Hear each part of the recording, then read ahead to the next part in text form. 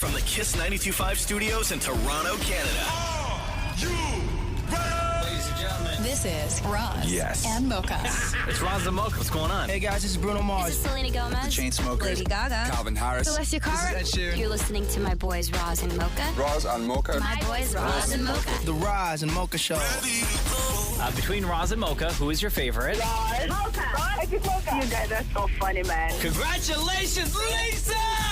Wow! You just won $1,000. That's amazing. Y'all just made my entire morning. Keep it up. You guys are awesome, man.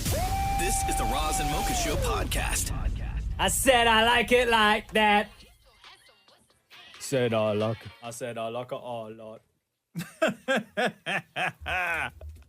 What was that from? Come on. Don't say anything if anybody knows. Don't say anything. Okay, hold on. Okay. Say it again. Say it again. Say it again. I like it a lot. Say it again. I like it a lot. Okay, wait. Now, your face that you're doing, though, right? Yeah. Like, is that the face that the person says that in? That's a guy who says that in the movie, right? I like it a lot. Okay, hold on here. Shush, whoosh, what? Now, shut up. Okay? Okay, hold on here. Okay. Wait.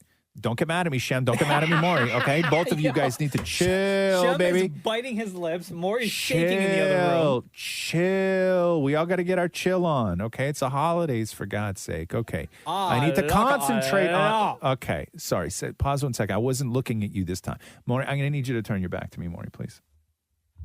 No, I'm going to need you to turn back around again. Yeah, that's better. Just joking. Oh, burn. no. Burn. Hardcore burn. See what happens when you try and burn me? Okay. That was a good joke. You know why? Why? Because I like it a lot. Okay, wait. Okay. Now, that was from a movie. Right? Okay. Okay. No. You have to like if I get something right, you have to tell me I'm right. Okay, yeah, sure. Okay, that was from a movie. Correct. A movie. Okay. That was from saying the word movie a different way. Stop it. Okay, listen. Okay, say it again. I like it a lot. Okay.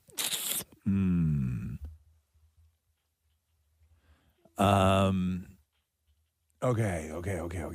That's a movie, and it's. Do I like this movie? Yes. I do like this movie. Of course you do. Interesting. See, because I can see the person saying it, but I don't. Who do you think the person is? I don't know. Hold on. Pause for 1 second. But here's my thing: is I'm questioning. Can I just ask one question? Okay, and I'm going to ask it to you, Shem, and I'll ask it to. Oh no! You know what? Let me ask the people who are texting right now. Okay. Okay. Here's my question. Is Mocha doing a decent job at that impression? Because I feel that I would nail it, like I would get it immediately, okay? I feel like I would get it immediately if Mocha was better at it. So it's, how do you text us? 925-555. Okay. Just answer yes or no is all I need to know right now, okay? Is Mocha good at doing that impression? I'm going to say yes. You know why? Why? Because we're getting so many texts from people who are naming the movie. Okay. So, of course, I'm saying it the right way. No. What are people on text saying? Okay. They're saying the name of the movie. I'm not going to tell you that. They're saying yes, Oh, they look, are. Okay. one person wrote and said yes, he's bang on. Okay. Do it again. Ah, like a lot. Ah, like a lot. Somebody else said he's doing a pretty good job. Another person said yes, he is. Yes, impression is fine. Roz, you suck. I like it a lot. Come on, man. Hold on. Oh! Oh, no. What'd they say? What'd they say on text? 925-555. What'd they say? Don't blame Mocha because your memory sucks. Wow. No, I think it's the impression that sucks. I don't think it's my memory. No, it's your memory. I like it a lot. Oh, see, now when I say it, I don't know. Okay, hold on. Wait, no. Is it Jim Carrey? Yeah. Interesting. You still don't know? Shut up, Maury. Stop yelling at me, man. Do you know what kind of pressure I'm on over? Believe me, people have harder things that they do in their lives. This hurts a lot, though. Shush. Okay, stop it. Okay, is it Dumb and Dumber? Yeah. It is Dumb and Dumber, right? Yeah, listen to this. Man, easy. I like it a lot. Okay, now you do it. I like it a lot. Now play the clip again. I like it a lot. But there's another part in the movie where he says it better. Okay, now you do it again. Ah, laka a lot. I like it a lot. Yeah, of course, that's Jim Carrey from Dumb and Dumber, idiots. The Roz and Mocha Show podcast. All right, this is a question here for anybody who is in a successful marriage. Mm-hmm. Also, question for people who have not been so successful at marriage. Wow, I'm raising both fists Oh, right look, now. I got two right in the room. Right, look at this. Okay, so wow. Oh, what? Felt like you knew that. Oh, Yeah. Wait, he set it up. He knows the room. Okay. So, Mocha, you've been married how long? 7 years. 7 years. Shem, you were married for how long? 3 years divorced, now for 3. Oh, even Steven, huh? Yep. Okay. Man, Shem, I swear. Okay. Okay, I don't mean to pry. I'll just hear your business. So it's not the entire country right now. I mean, it's not a my business, right? It's not a my business, but she left you. Damn. Wow. Okay. Yo, facts. Okay. So anyway, I got to play you this video here. So the headline is a wedding photographer shared 3 signs that a couple won't last. And this is based on what wedding photographers see while they are shooting weddings. They get on like night 1? However. So this clip was not actually the wedding photographer that came up with this. This is somebody who learned this from this guru of a wedding photographer. So, okay. Listen to this now. One time I was shooting under this wedding photographer, and they told me they can always tell if a couple will last or not based on 3 things. Mind you, this photographer has been in the industry for 10 or 15 years, so I was really interested to hear their theory on this. The first indicator is one of the spouses will take like more than 3 family photos without the other spouse. This one kind of makes sense to me just because, you might get a few alone with your mom and dad, but to kick them out of more than 3 photos just seems a little suspicious. The second indicator is the bridesmaids or the groomsmen will avoid talking about the spouse when they're getting ready or doing toast or anything. And that's typically because they don't like them. And the last indicator is one of the spouses will spend more time with friends or family at the reception rather than their spouse. So what do you guys think? Do you think this theory holds some truth? Because I have a whole different theory about this, but let's just go through the things quickly. Yeah. Okay. So what was the first one? The first one was the parents are excluded from more than 3 photos. I don't know. No, the spouse. The spouse. Yeah. Where they take a lot of pictures with their own family. I don't know. I could be wrong, guess. but like thinking back to our wedding. Yes. The photographer would be like, okay, you kind of take your direction from the photographer. Sure. Hey, the lighting is good. Let's try this photo here with these people. And then you kind of go through. I'm sure I've had more than 3 photos with my family, excluding Jenna. Right. And I'm sure Jenna has more than 3, excluding me, but with her family. Okay. And then the other one was when they're shooting the individual bride and groom getting ready with their friends. The wedding party friends don't talk about the bride or groom. And then at the reception, the groom or bride spends more time with friends and family than they do with their bride or groom. So let me tell you what my theory is on this entire video. Okay. Mm-hmm. The wedding photographer that this woman was working for was trying to pick her up. This is a flex. Trying to pick this girl Yes. up. Oh, this gotcha, is a flex. Gotcha. This is, let me tell you, all I know. Right. Right? I'm so smart. How does a wedding photographer know that all these couples split up all these years later after 10 years? Is this person are you creeping face? Like, are you keeping tabs? Following up with them? Thank you. Every year? Right? No. So how's it going? No. Remember me? This guy, do people still say macking on? Right? Because if they do, I think this wedding photographer was macking on this photography assistant. Everyone, yes, just agree. Shut up. No, do they? Yeah, they do. People totally. still say Deepa? I've never used that term in my life. Deepa? Mackin? Follow along. Oh, sorry, just kidding. I use it every day. The first thing I say when I wake up in the morning. Okay, Deepa also still married? Yes, still right? married. Still happily. married for 3 months. Thank you. Yes. Okay, this whole family thing of, your spouse, if they're not in like more than 3 family photos or whatever, that doesn't make sense. Let me show you. This is the Lol's Instagram page, okay? This is from our wedding. Seems private to me. Look. Do you have his password? No. Oh. No, I just, okay. Don't you think you These should have his are our password, wedding though? photos, Being right? a newlywed and all? Nah, Okay. we don't need to share. Okay. Let me These see. are the wedding photos he posted. Yeah, Okay, so that's him and his parents. folks. Okay, him and his parents. Yeah. Him and his family. Yeah. And him and his family. Yeah. Did he post a picture of the two of you at your Not wedding? yet. Oh. Okay, but to be Hold honest, on. we Wait haven't gotten all of them. And I was like, these are so cute. And he was like, oh my goodness. Pause. Huh? Pause. What? Okay, pause. Whoa. Yes. You've been married for how long? 3 months? 3 months. In total, how many pictures on Instagram did your husband post of the wedding? Just one. It was one grid post. No. But how many photos? 1, 2, 3, 4, 5, 6, 7, 8, 9, 10. And how many of them are you in? 0. Okay, but in all fairness, I love the photos, and I was like, you should post those because we didn't get all of them yet. And I'm like, we lasted. It didn't matter to me. But how is it that the photographer only sent him pictures with his family? Yeah, and just so if anybody's confused here, it's not like every single one of those pictures is of like with the mom and dad. It's like there's one picture on there where he's like with 20 people. Yeah, and it's you his didn't groomsmen. you didn't make the 20. Nah. No. Nah. We were taking separate Bro. pictures at that time, so I was like, you know what? Bro. They're cute. You post them. And then when we get our wedding photos, you post 20 of those bad boys. Right. That's how We you can't make up talk for about it. Maury's wedding because secrets. But anyway. The Roz and Mocha Show podcast. What did you start, Roz? I started nothing. So it was, I don't know if I believe this guy, but people seem like talking about it.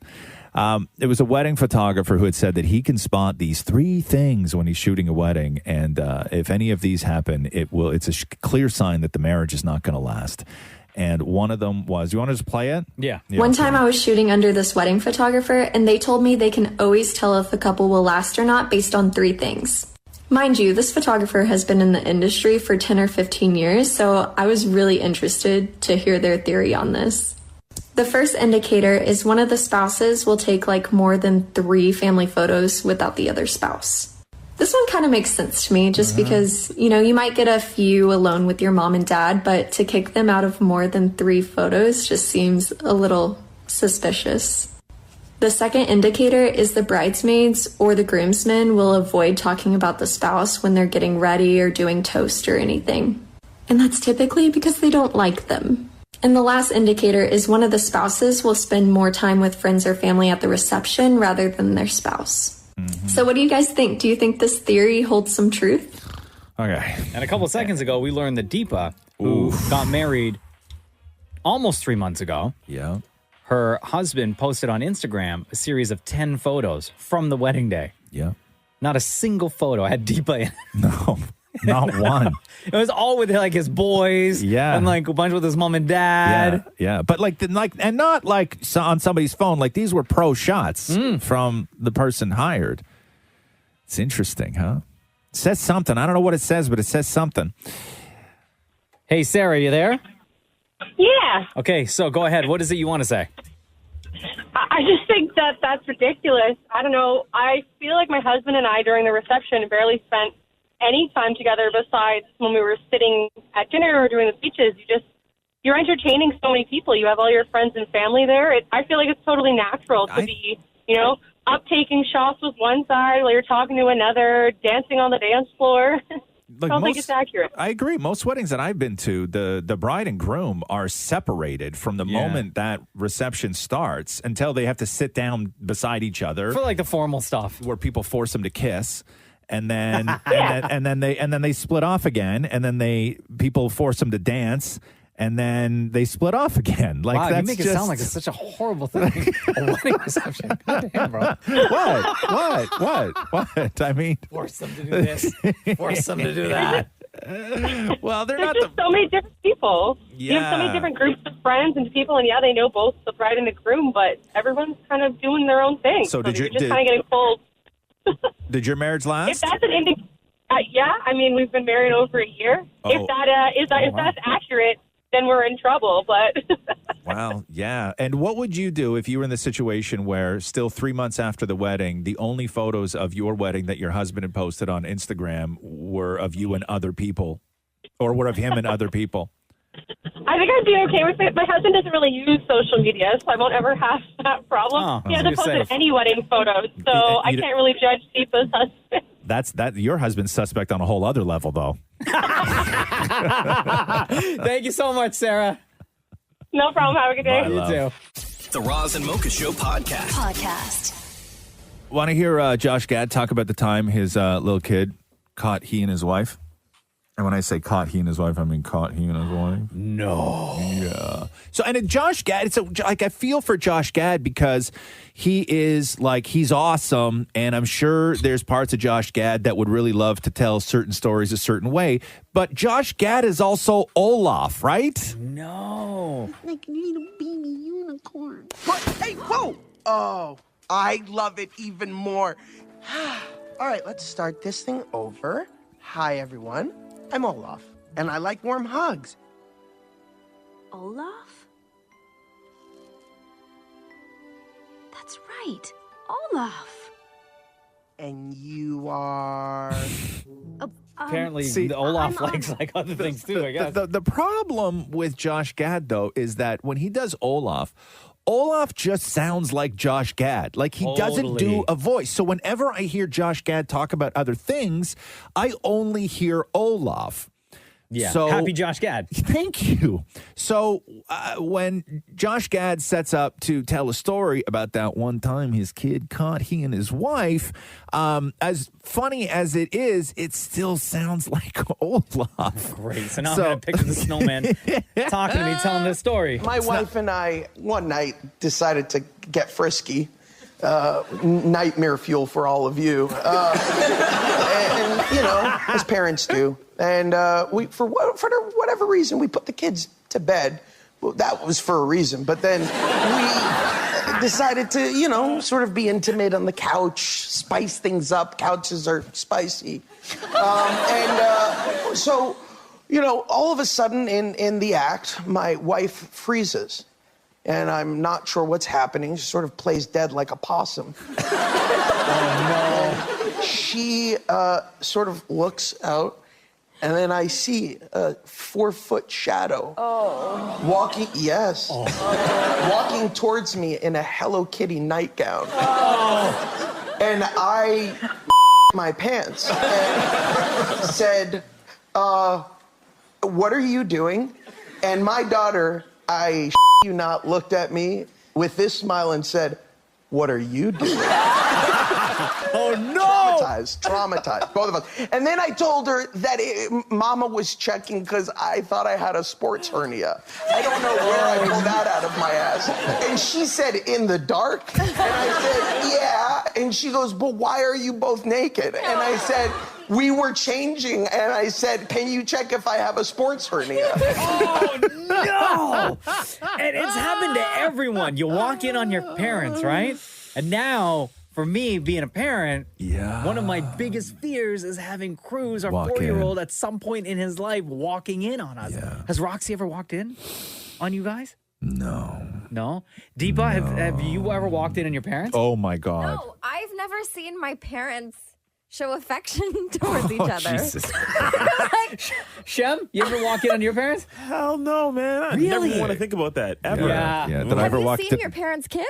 Yeah, of course. Okay. You've never seen your parents kiss, Deepa? Not even really hug. I think my mom's listening right now. She's probably like, why are you talking about this? But this is the truth, though, This right? is the truth. No kisses. So maybe like a hug is like a side hug, like on the shoulder and a tap. This- And I'm like, that's Like love? a friendly hug? This Yeah, just like a little- explains so Yeah, a lot. much. A lot. About me? No. The Roz and Mocha Show podcast. Here's a text that Tom sent to us. I walked in on my parents the night of my wedding, and my parents were in their 60s. Excuse me. Details, bro. How is it that you walked in on your parents the night that you got married? The night of my wedding, it was 3 a.m. when we left the banquet hall. My parents were already gone. So I forgot something at home that I had to bring on our honeymoon for me and my wife. Like at your home? Yeah, at my parents' home. Okay. So I went back, I opened the door, and in the front room, there they are. In the living room? In the living room. Yo, they were probably celebrating the fact that you finally got out of their house. I was the last child getting out. Can I ask you a question? Can I ask you a question? Oh no. Yeah. Okay, like were they on the couch? Were they standing? Was there a table? Like what did you see? My mom on the couch and my dad on top of her. And my father turned around and he goes, "Get used to it. This is what you're going to be doing the rest of your life." No, he did not. Yes, he did. Yo, legend.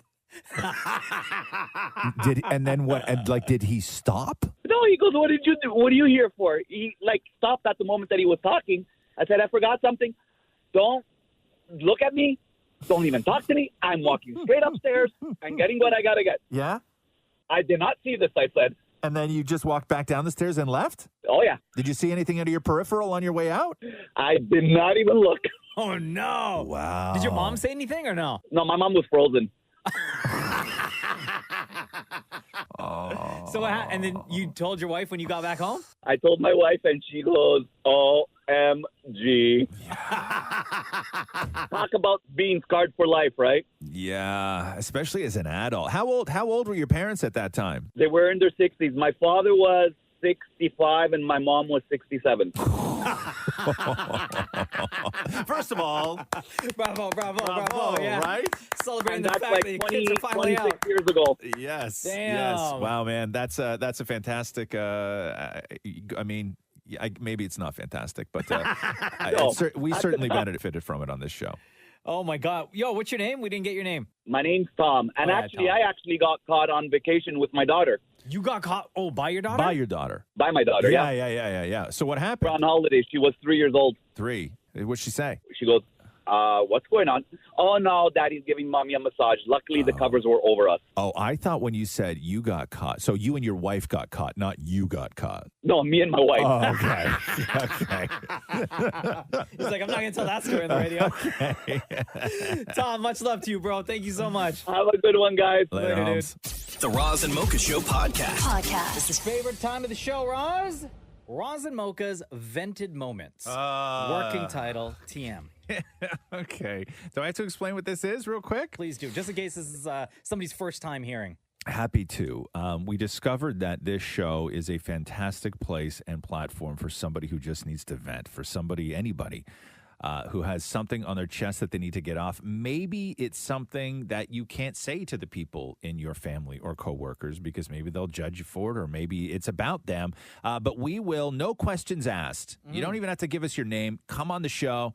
Shoot us a text. We'll give you a call back, or give us a call, and you can come on the show. Use our platform and our audience to just vent. 925-555 or call 416-870-8888. Hey, it's Roz and Mocha. What do you need to vent about? Oh my gosh. I need to vent about my child waking up at 3:30 in the morning. Oh my God. Wow. Your house sounds like chaos right now. Oh my goodness. This kid wakes up at 3:30 in the morning since the time change, and it's freaking killing me. The time change from like 2-3 weeks ago? Stop interrupting. Yes, Oh, sorry. Like, it's been so freaking long, and I'm dying over here. And he's 2, so he's so tired by like 5:30 at night. And like, how do I not put him to bed at 5:30 when he's waking up at 3:30?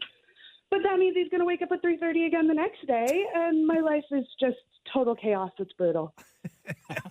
Wow. So what are you doing at 3:30 when you got to get up with him? I mean, I'm other than crying. I mean, I try to get him to go back to sleep, but he doesn't. And now it's just the way it goes. I try to survive. That's pretty much all I can do. Oh, girl. Have you tried like a little rum on the gums? Oh, well, that sounds like a really good idea, but I think that's frowned upon. My parenting tips are all from the 30s. by the way. Apparently. I mean, it's worth a try at this point. Like, I would do anything. So how do you fix this? Well, do you have any advice for me? I know We don't that's do not it. the We don't do But advice on this segment. He already gave you a little bit of advice just now. Yeah. I'm not going to take that advice, but no, my venting is just literally I am so freaking tired all the time. I'm dealing with a cranky 2-year-old. So when so the 2-year-old's not going to have any permanent memory of any of this stuff. So when the 2-year-old is like being the 2-year-old, do you ever call the 2-year-old names that you know he's never going to remember? Maybe under my breath, but no, I try not to. I try to be nice. I know it's not his fault and all that, but Yo, if we're venting, like I'll be first to admit I've said some pretty terrible things. Pretty terrible things. Yeah. I don't know what I can say on this. If You it's live can right now, say but- anything. You can say anything you want. Well, he is. Right. So, I There mean, we go. what am I gonna There say? we go. That's what we were waiting for. That's what we were waiting Now for. that was a true vented moment. Thank you very much. Get some sleep. Oh my God! If I could take a nap, I would. But let me tell you, it's a long day around here. All right. We love you. I love you guys so much. Thank you so much for calling. I love you both. Roz and Mocha's Fix My Life. What advice can you guys give me? Okay, so my question is, got a problem you can't fix? Roz and Mocha got you. Sina, hello. Welcome to the Roz and Mocha Show. How's it going today? Hi, Roz and Mocha. How are you guys? We are good. What's on your mind? Okay, so my question is a longer commute for a job in your field worth it? Yeah, so you wrote us this. Hey, Roz and Mocha, Fix My Life. Have you ever had the commute for a dream job? I just got a job in my field as a therapy assistant right out of my placement. I'm finishing up my master's right now in occupational therapy. It's an hour away with traffic. It could be 2 hours for 3 days a week. I hate driving on the highway, but I think it's a great opportunity to get myself in the field before I finish school. I also built a rapport with my supervisor, and I didn't want to say no. Help. What should I do? So what are you asking? Should I take the job or not? Let me ask you this question. What's your other option? What's your reasoning for not taking the job? Because you got to drive to get there? Well, it's an hour drive, which I guess is okay. Oh my God. I don't An mind hour that, drive but is it's nothing. Oh my God. What do you want? How old are you? How old are you? How Okay. old are you? How old are you? 24. Okay, listen, I don't want to start lumping you in and doing that thing that all people my age tend to do, okay? Yeah. This right here is where this is not a tough thing. Driving an hour for work and you called it a dream job is not difficult. That the fact that you are even on with us is quite shocking. This right here is the difference between a job and a career. Right. Okay. Right. The fact that it's in your field, you have great rapport, you got this job right out of placement, like you got a lot going for you. And you're thinking of Okay, so not I'm just overthinking. you're thinking of not Absolutely. doing this because it's an hour drive? I hate the highway. So what? Take the side roads and make it an hour and a half. Right. You guys are right. Like what? Like so what's the other option? You find you spend now a little bit more time trying to find something that's 30 minutes away, something that's up the street. What are the chances of that happening? Not good chances Right? at all. Do you live by yourself right now, or do you still live at home? Like with your still live at parents? home. You still live with your parents? Okay. Yeah. So what happens if Yeah. and when you decide to move out and live somewhere else? Are you going to live close to your parents? Or are you going to try to get a job? Are you going to try to get a spot like somewhere close to your job or just somewhere else in the city? I mean, it would be nice to be close to where I Okay, work, but I do see How a point. easy do you need your life to be? Honestly, and I'm not saying getting a master's is easy. Like you're doing the work, but Right. you live at home. Do you pay rent? Not anymore, because Okay. I just moved back home. Okay, But I okay. did before, yeah. So wait a second here. So you're smart, okay? You obviously have the support of your family. So you have great education, okay? You have an incredibly supportive family who allow you to go back and live with them rent free, okay? Obviously, you have great connections. You got a job that is your quote unquote dream job, okay? And the only thing that's holding you back is an hour commute. Like, how easy do you need your life to be? I know. I was just overthinking. Nah, you're being lazy. You're not That's the overthinking. thing, You're was- being lazy. Yeah, like I don't like. No. It seems like you got a lot of stuff already that's like pretty like making things easy for you, and then one thing shows up that's a little bit of an inconvenience, An hour. and you're thinking of bailing. Oh, no, not at all. I promise. I don't mind the time. It's just driving on the highway has always given me anxiety. Right. And I always get pretty nervous about it. Okay. So, Yo, Waze, man. give me anxiety. Yeah, Use just Waze and take the side roads. Yeah. Like it's not I that big of a thing. Okay. But no, I know. absolutely do not let this go. This is the difference between a job and a career. And people Right. building the getting through even what you've got through is an incredible accomplishment. Continuing on with your master's is an incredible accomplishment. Building these connections and getting this kind of opportunity, like right out of placement, is a massive accomplishment. These are things that you need to capitalize on, not walk away from. Yeah. Right. You're smart. Don't be dumb. That's fair. You're right. Okay. Are you guys going to ask me the question? Not after I just yelled at you. Sign up between driving an hour for work 3 days a week, by the way. Stop. Or getting a job somewhere else.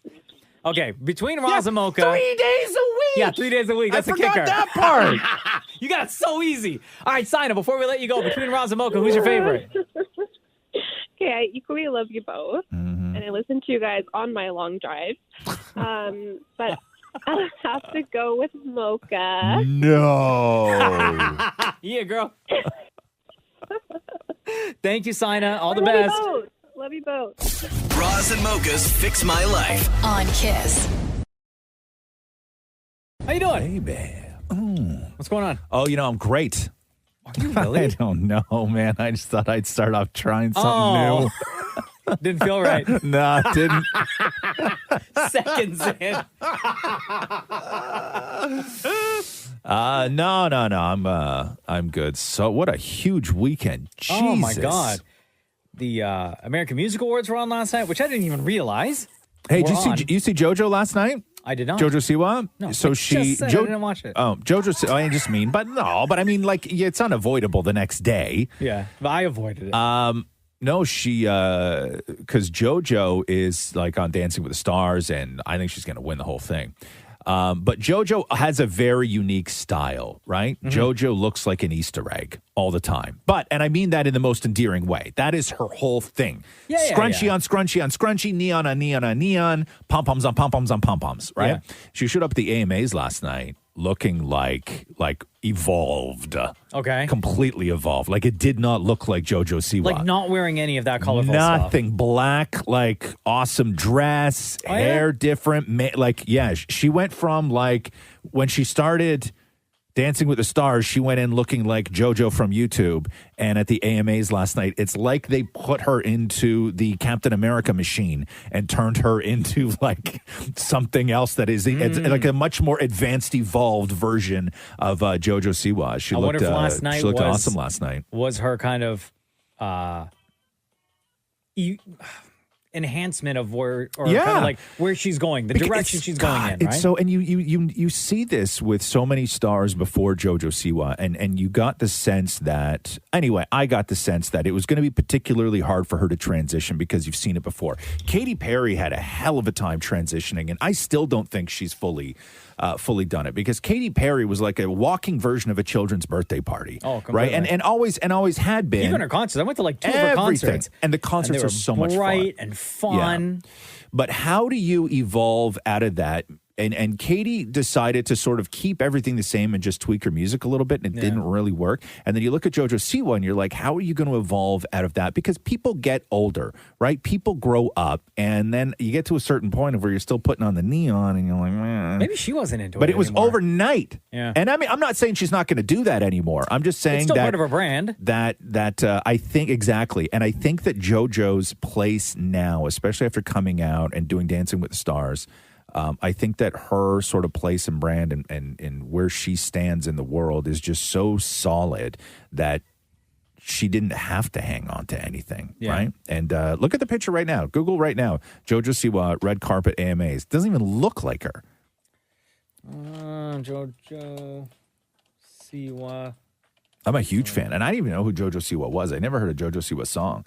but carpet. watching all the stuff that she's doing on Dancing with the Stars and then going back and looking Damn, at that's Jojo Siwa? Yes, that's Jojo Siwa. There is zero neon in anything she's wearing. Even her makeup I'm telling is very. you, she looks totally different. But again, still very Jojo Siwa. Yeah, she's not.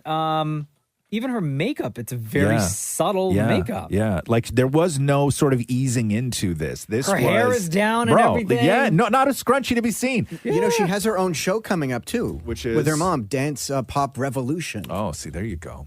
That's But still, like she just looks way different. Yeah, way Good for you, different. Jojo. Yeah. No, it's awesome. But the finale's tonight, right? Of Dancing with the Stars? Yeah. Man, I hope I go 2 for 2 because if you remember, I called the last round of Dancing with the Stars before the first episode aired. I called this round of Dancing with the Stars before the first episode aired. I'm ride or die. Yeah? Legit for Cody Rigsby. Oh, God, My guy, that's Cody. right. You're part of the Peloton cult. I'm going to be backstage afterwards. You want me to say anything? You're going to be backstage? I'm going to be backstage after the show. How? Virtually. Oh, man. Well, guess what? So- I'm going to be front stage. Virtually, yeah, exactly. For 2 hours. Virtually. I'm going tonight, too. The Roz and Mocha Show podcast. I missed everything that had to do with the AMAs last night. Yeah, I'm leaning towards now that I mean, I love when Ricky Gervais hosts movie awards shows. It's just I prefer Ricky Gervais over Tina Fey and Amy Poehler. And I'm starting to lean in on now that I think Cardi B should host every music awards show. Because she's a character. damn We good love at it. Cardi And B. when you hire Cardi B, you get Cardi B. So this That's is why people hire Cardi B. exactly. So this is a little bit of Cardi B hosting the AMAs. Damn, this crowd is loud. You get a car, you get a car, you get a car. Yes. I'm lying. You ain't getting nothing. Anyways, welcome to the 2021 American Music Award. I am your host, Cardi B. Thank you to Silk Sonic for starting us off right tonight. All right, I don't hear myself. Hold on, crowd, hold on. I ain't gonna lie. I'm a little nervous. I'm shaking. Woo! My underarms itch. Woo! I'm sweating. I'm gonna let y'all know right now at home I might get things messed up and I might stutter, but whatever. I'm giving looks. Anyways, enough about me. Tonight's gonna be fire. Woo! I can't breathe. I need some water. Jesus. We're celebrating everybody's hometown.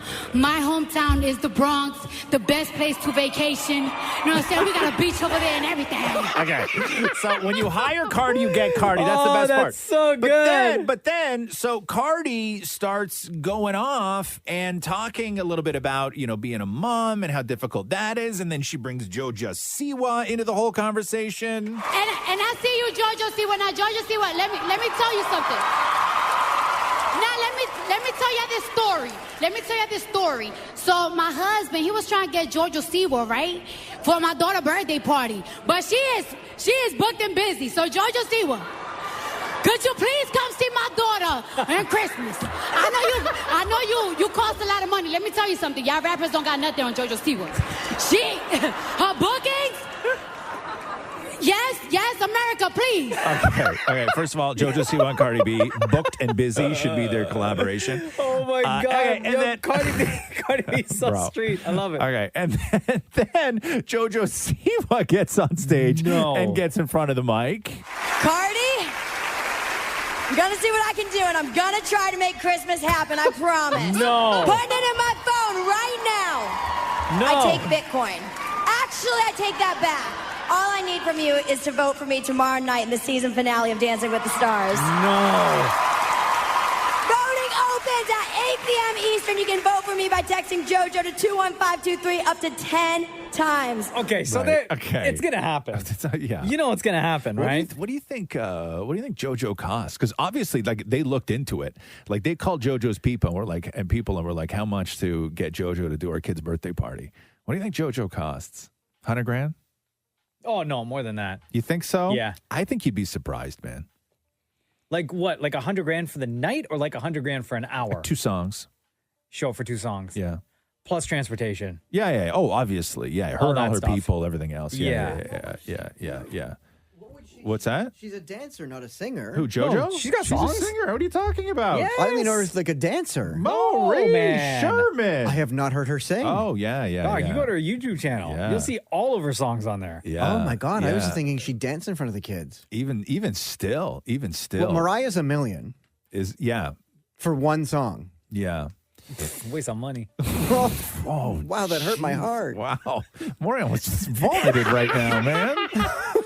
The Roz and Mocha Show podcast. After Dancing with the Stars, Dammit Maury was in the virtual backstage room and had a couple of minutes with the runner-up, Jojo Siwa, and try to get clarification on whether Jojo for Christmas at Cardi B's is actually happening. Did you meet up with Cardi B, exchange information, and will you be at her house for Christmas? You know, I ran into her backstage, actually, and I told her, I said, maybe not Christmas, because for your sake, I don't want to, like, hone in on your family Christmas, but we'll absolutely do something together. Well, you can charge more now that you came in second place on Dancing with the Stars. I'll take it. Yeah, not happy about second place. Jojo Siwa does not strike me as the type of who likes not at second all. place. But they at have to make all. this. They have to make it happen now because the story blew up so much.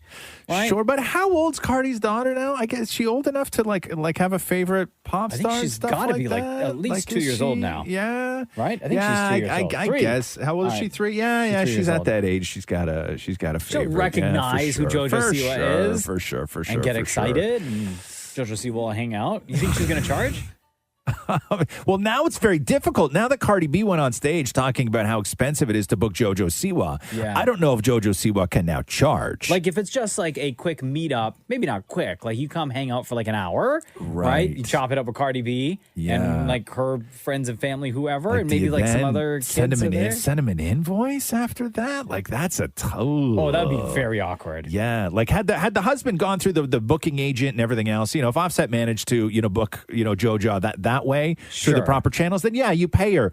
But after you do this whole thing on the American Music Awards, I don't think Jojo can charge Cardi B I think now. maybe she'll show up for like 30 to 60 minutes. Yeah, but she's still going to have to be JoJo. Like, you still got to perform. Like, even with if the like, scrunchies and you the have bright, to do colorful it. shirts Yes. and all that stuff. Yes, she's going to have to do all that for free now. I know. The Roz and Mocha Show podcast. Who knew Vented Moments was going to take off the way it has this week? Yeah, we got a official couple title, good ones. Stop it. By the way, for anyone who hasn't heard Vented Moments, it started earlier this week when a guy accidentally texted us and was saying some stuff like giving off some info because he was upset to one of his boys about a girl that the guy was seeing. Yeah, he just had a grievance, and he had nobody to sort of unload on. He had nowhere to vent. And so we were like, hey, why don't we just then anonymously, we won't even ask you your name. You can just, if you need a platform to vent, maybe because you can't vent to your boss or your coworkers, your family, whatever, we will give you a very, very large platform to literally just come on and vent. And Mocha would like to call it Vented Moments, which I think is a stupid name. Mm-hmm. We will come up with a have one, but you don't have to suggest. No, you don't have to suggest names, people. Because I have a whole bunch of people have suggested here. Go. Segment name should be called Irate Tings. Another one says Roz gets mad. That should be the name. Wow. Roz and Mocha spilled the tea. No. Another one says Grumpy Roz moments. This isn't even about me. Another one reads Ventilicious. Another person said Venti Latte with 1 pump of mocha and lots of salty Roz. Working title. No. Roz's Grumpy Talk. Wow, this isn't about me. So I like the name Vented Moments, as somebody wrote and said, Vented Moments is elite. Please keep it. Okay. Hey, it's Roz and Mocha. What do you want to say? So I work in retail. I am a manager. And I think people, I get it, COVID, pandemic, a lot of people are upset and frustrated. But at the end of the day, stores have policies that we need to follow. If you don't appreciate that we can't return your stuff from 2017, that's our policy. Oh my God. We don't make up these policies. So don't get mad at the cashier. Please don't make her cry. Make them cry. This is our policy. If you don't like it, then go shop somewhere else.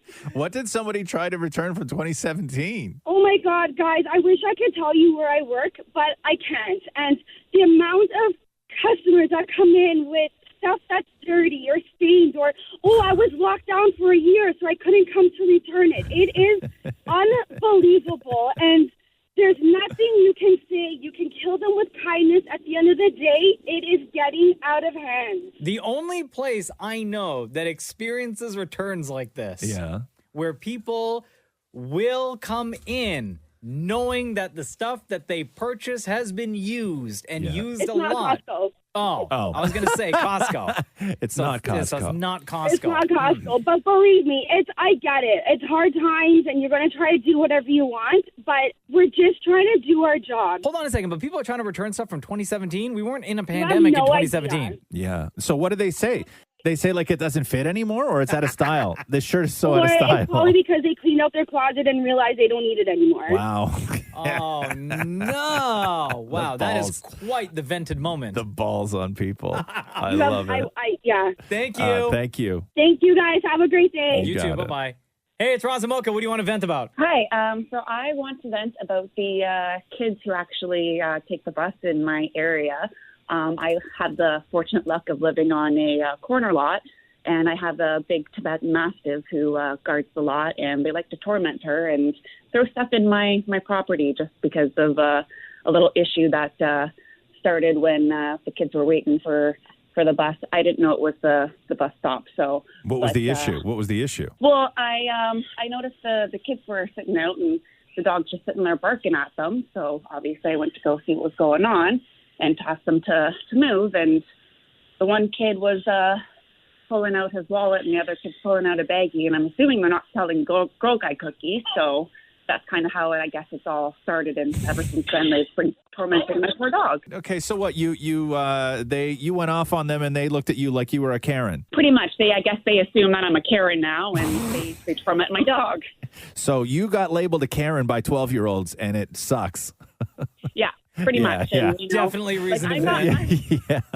And I'm not one who, I don't care if that's what you want to do, but you're setting my dog off and you're in front of my house. There's a park right there, or do it at school. Right, but they were waiting for the bus, though. Yeah. So Yeah. go early and go to the park and do that, or do that at home. Sell your drugs elsewhere. Right? I'm totally for that. I'm not Sure. against, that kind of stuff. But Yeah. again, I have kids at home and they don't need to see that. Yeah, no problem. All right, Good thank vent. Good vent. We Thank like that. you. Okay, good vent. Yes. The Roz and Mocha Show podcast.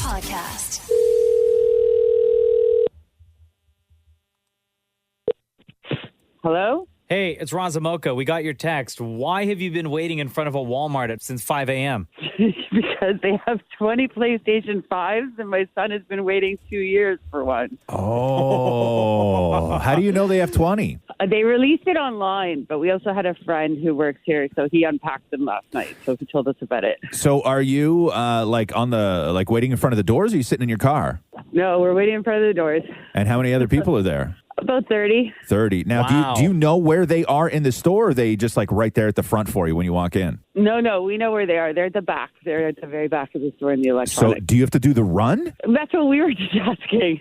Yeah, Like, I think is- you is- do. I think you do. Do the other people in the lineup with you, have you guys been talking? Do they know where the PS5s are? Oh yeah, so we're with an employee, so we told him we're like, yeah, there's only 20 of them, and there's 30 people here, so 10 people here aren't getting them. So some people are leaving. How's your cardio? My cardio is good, but Yeah. my son's is better. So Okay, how old is he? he's 17. So he's gonna. So are you gonna send him in?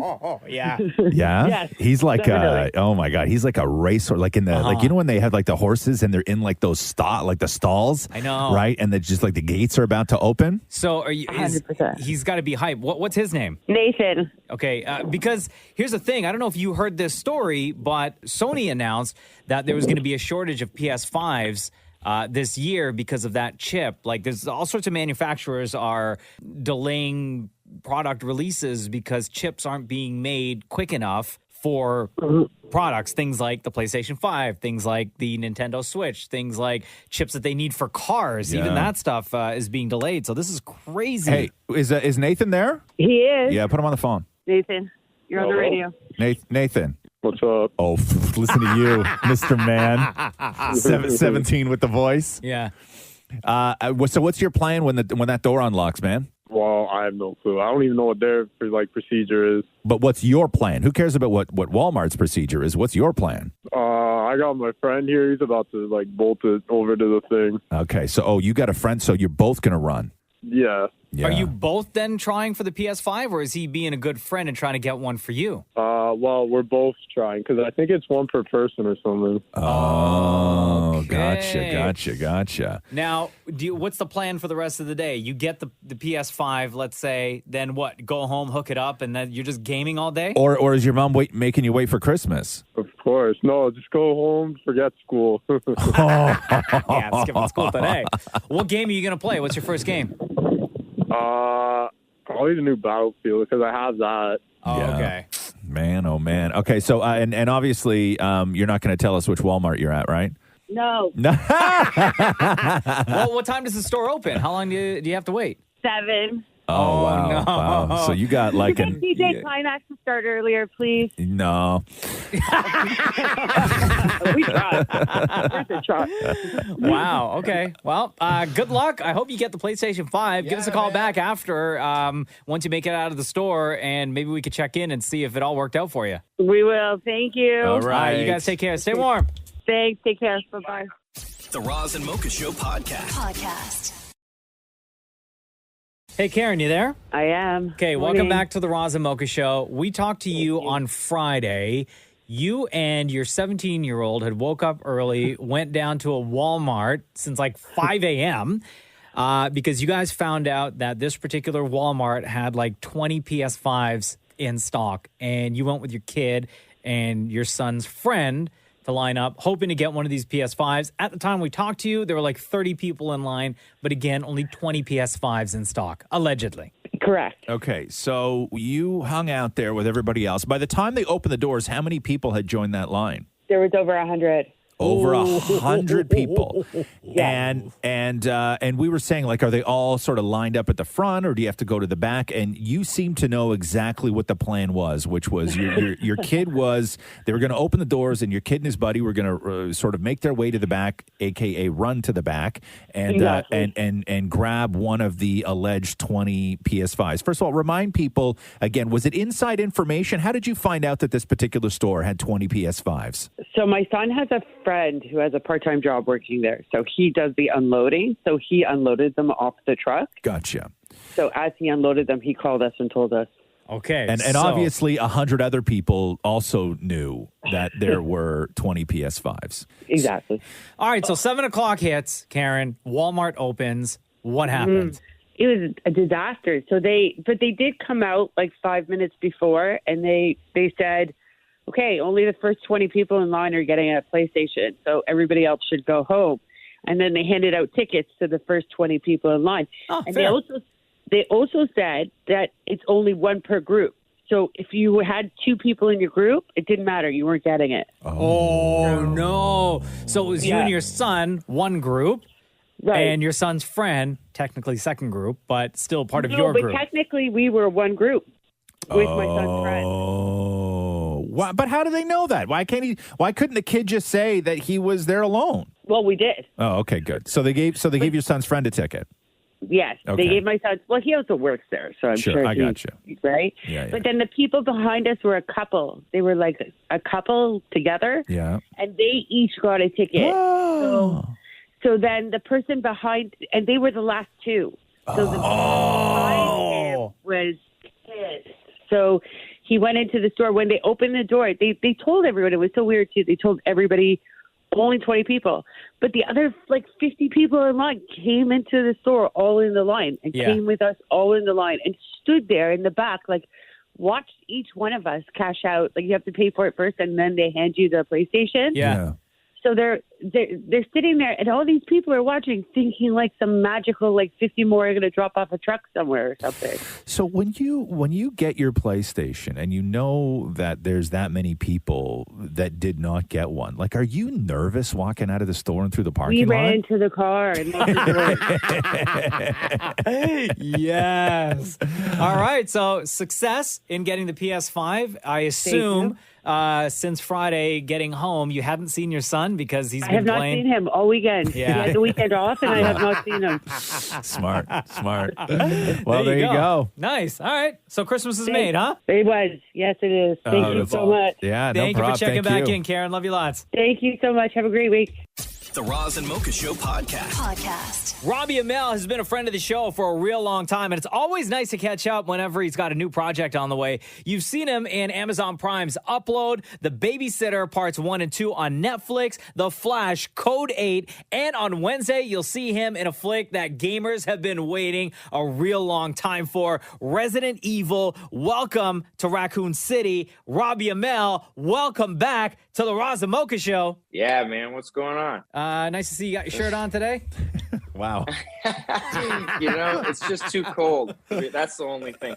Dog, it's a prerequisite that any movie that you're in, you have to take your shirt off, right? I'm batting I'm at like 80%. Yeah, that's like, listen, Not man. bad. We could all be so lucky. Resident Evil, welcome to Raccoon City. So we know that you have been a fan of Resident Evil for a while, but how cool is it to finally, when you get to jump into the world of Resident Evil, get to go back and do a 90s version of Resident Evil, which is the version we were all introduced to and fell in love with? Oh man, it was a total dream come true. But my first meeting with Johannes Roberts, the director, we just like geeked out for an hour talking about the original games and things that he took from the script and put it in. I mean, the entire movie is full of Easter eggs. It's nonstop, and you can tell that he was a huge fan of the games. And I thought, that was so important to me.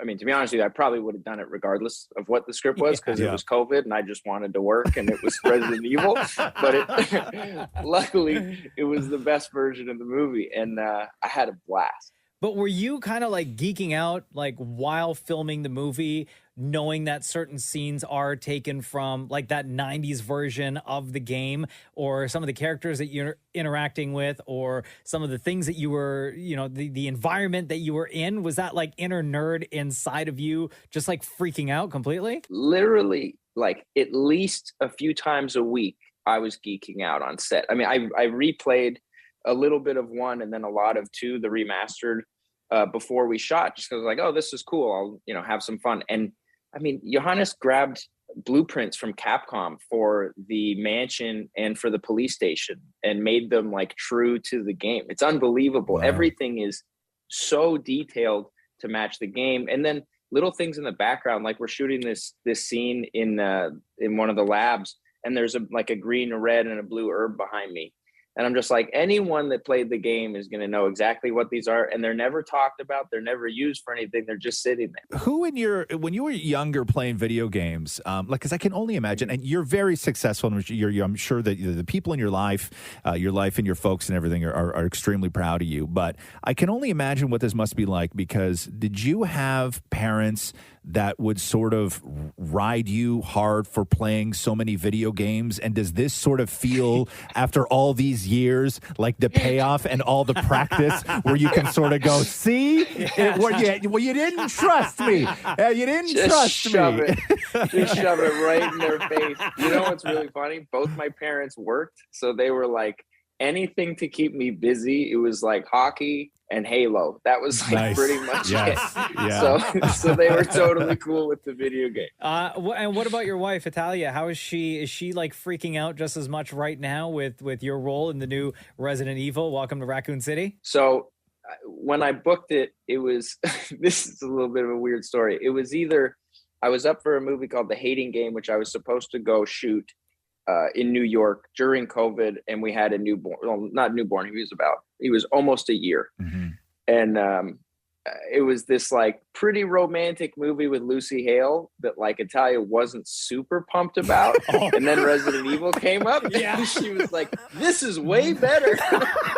Oh, I like this for you. Yeah. I like You this like for video you. games? This is from a video game based on a video game. Hey man, you're almost at the period now in your life. Because how old's your son now? He just turned 2. He just turned 2. You're almost at the point of an actor's life of where you got to start looking for projects that you could have like your little kid watch.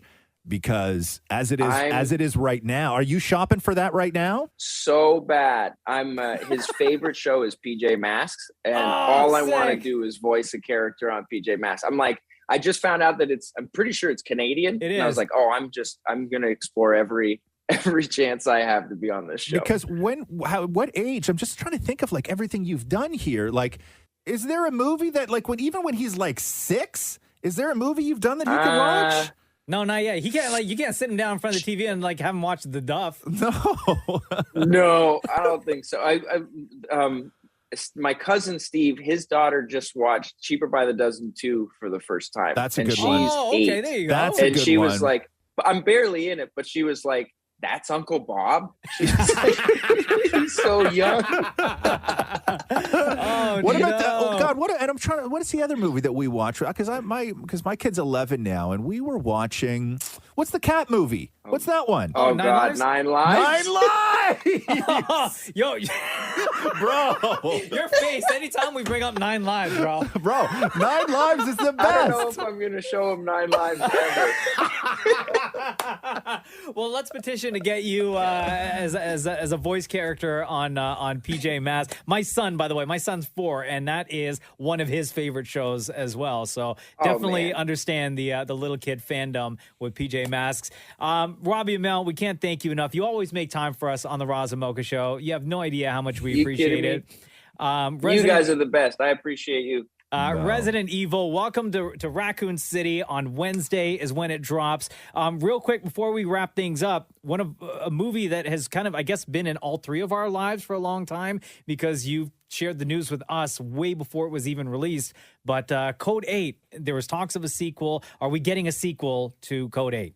We are in week 4 of production on the sequel shooting in Toronto right now. Oh, wow. It is a full-blown Netflix, worldwide, global Netflix, everything.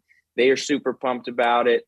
We got a ton of the crew back. It's going so well. The movie's bigger. I'm super, super excited about it. It's going to be awesome. Nice. That's great. Love it. Much love to you and your family, Robbie. Thank you so much for hanging out on the You Roz and guys Mocha too. Show. Thank you, guys. The Roz and Mocha Show podcast. Did you get snow up at your place? Up at my place? No. No, did you? Covered. Shut I swear. And I live 45 minutes away from here. Hold on. Yeah, a lot can happen when you go 45 north, though. A lot. Yesterday, late afternoon, like 5 p.m. Yeah. It started snowing. And Really? stuck to the ground.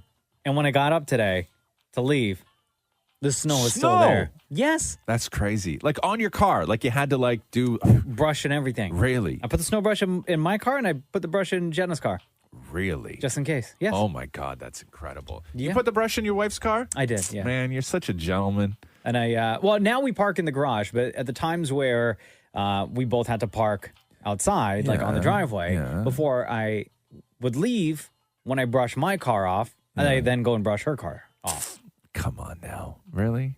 That way she doesn't have to do it. You're such a gentleman. You're such a gentleman. But yeah, there was snow. Yeah. It didn't when like you do stuff like that, do you ever get guys being like, "Oh man, shut up"? When you talk about all the wonderful things you But I don't like. I'm not out like hanging with the boys and be like, guys, guess what I did for my wife? No, you don't do that? No. Oh, see, I would if I did nice stuff. Guys, let me tell you what I did. Yes, let me tell you what I did. How today. was your day yesterday? Oh, you know. Let me tell you all the wonderful things that I did for Catherine today. No, I don't think I. But you know what I mean? Because like oftentimes, like people don't want to hear wonderful things that you've done for your partner. Oftentimes people are like, yo, shut up, man. Because they feel Pressure? they feel that if their partner hears it, that they're going to be then looked at as being lousy. Well, then just right? do better, guys. Well, oh my God! Or a partner. It's this. It's this stuff right now that you're saying. Do better. Do better. No, I don't care. I don't care if you do it or not.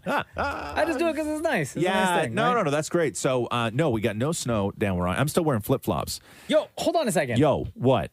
But like last night in my neighborhood, like a truck from the city drove by and like dumped salt like on the road and everything. Really? Yes. You have salt on the road? Yeah. I was sitting on my stoop hand feeding squirrels yesterday. What? Yes. Are you serious? Okay, listen, all right. By yourself? So, okay, you want to know? Okay, so you being nice, I'll tell you the difference of our houses, okay, right now. So, you being nice to your wife, scrape off her car, put the scraper in the car, take care of all of that stuff, right? In my house, the things I get asked to do is I'm leaving the house, right? And Catherine's like, hey, where are you going? I'm like, I just gotta go to the store real quick. She's like, grab a handful of peanuts and feed the squirrel. And I'm on a deadline here. Yeah. And in your mind, what's going on? When she says those words, in your mind, what are you thinking that you don't say out loud? Okay, in my mind, I'm like, you're crazy, okay? And then don't I grab a handful of peanuts and walk out the door, and the bloody squirrel is sitting on the stoop on its back legs with its hands up like this. waiting for a peanut. So I squat down. He doesn't run. I hand the squirrel a peanut. Squirrel takes it, eats the peanut, and I leave the others on the stoop for him so he can enjoy them when I'm gone. Right? So that's what I have to do, like, to Nice thing for your wife, though. Thank you. The Roz and Mocha Show podcast. Tim and Maury, hello. Storm and Sherman, what's going on? Sorry to intrude. I just want to have a... Sorry to intrude. I just want to know. So every year you and have I... two places to sit. You have that place where you are right now, and then you have the other room where you sit in for the rest of the show. Right? So, okay, go ahead. Intrude away more. Okay, yes. Okay, sorry to intrude. Okay, so like every year, Mocha, Roz and I have... It's not... Like, you never hear anybody say sorry to intrude anymore, huh? No, Like never. at all. No. Okay, go ahead. Sorry. Okay. Again, sorry to intrude. Jesus. Every year, Roz and I have like a bet on him making me lasagna if it's minus What do you mean in the a bet? minuses. Like if it's in the What do you mean a minuses for bet? 5 consecutive days. I don't think it's a bet. I think it's an agreement. Not a bet. It's an agreement. Right, because I don't owe you anything. Okay, so we have an agreement. You put nothing up. No, But I well, would say it's not really much.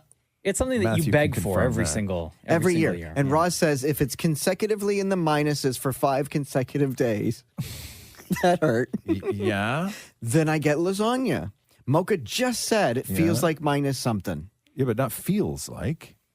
So it has to actually be in the minuses. Yeah, like right now it's -3. Right. Oh, it's right now it's -3. Right. But what is the high for today? 3 degrees. There you go. So today doesn't count. Okay, well, I don't know what you want from me, man. Sorry Lasagna. to intrude. But just for that he wants. Because Roz makes the best lasagna. Okay, so just to fill people in, right? The best. I make a decent lasagna. The best. Right? I make a decent lasagna. I agree. And so oftentimes I would bring in, like, I'll post. I stopped posting pictures of basically everything because Maury comments, right? and it doesn't matter what I do. Even like it doesn't matter what I do. The comment on my social media, Maury always seems to soil my feed, right? And so, what? So then I can't comment? No, everyone comments. I know, but there's something about yours that just like. So anyway, so like you can always block them. Okay, I don't want to block the guy. Oh dear God! I don't want to. Oh my God! Please. Could you imagine? Could you look at him? Yo, that one time as a joke. Yeah, Maury's. I blocked Maury. Right. I resigned for the day. Okay. And he was devastated. Yeah, I know. You know what would happen if I blocked Maury? I'll tell you exactly what would happen. Okay, is that couch behind Damn It Maury right now? Yeah. We would finish being on the radio. Maury would literally walk over to that couch, lie down, and his therapist would walk through the room. Right? Again. He would hide. Like he would be here. Yeah. Like he would be like in the building constantly. No, so it has to be 5 consecutive days of minus temperatures, like all day. Any minus. No, -5. Any man. minus. Oh, like instead it could be -0 or -1. -0. No such thing. Okay. Sorry to intrude, but no such thing. The Roz and Mocha Show podcast. Oh boy. Oh boy, what? Big up to my Raptors. They were in Indiana last night. Won that game. 126, 113. Sorry, Raptors beat the Grizzlies. Okay. Sorry, it was Memphis they were playing. I bring up Indiana because they're on my mind right now. I'll get to that in a second. Okay. But Raptors beat the Grizzlies 126, 113. We play the Pacers tomorrow night. So the Lakers beat the Pacers last night in overtime, 124, 116. 2 minutes left in the game, and major drama takes place on the court. Excuse me. LeBron James has 2 fans who are sitting courtside kicked out of the game. No. Yes. No fans. 2 fans. It was a guy and a girl. Like a fan of LeBron? No, they were Indiana fans. Gotcha. Okay. So it was a guy and a girl. Young guy, young girl. Okay? Yeah. So here's how it played out on television. Call it what you want. What is LeBron looking for? Somebody is. We got a fan that's got a little unruly, and LeBron is pointing it out to the officials. And what they're going to do is they're going to put them out. I don't know. Clearly, I wouldn't know what they said. They're on the other side of the court, but they're putting them out. So these 2 fans get ejected, and as they're walking out, the female fan is doing the fake crying. She puts her hands up. Like to LeBron? Yeah, to everybody, right? Awesome. Yeah. But nobody knew what was going on. Like, you just figure fans at a game were just like chirping, Went whatever. a little too far. Went a little bit too far. Yeah. So then when that story came out, this emerges. I'm going to read to you what allegedly someone who was there said happened. Okay. This person said, I was there. It was more than those 2, but they were the loudest. The girl said, I hope Bronny dies in a car wreck. Bronny is LeBron James' son.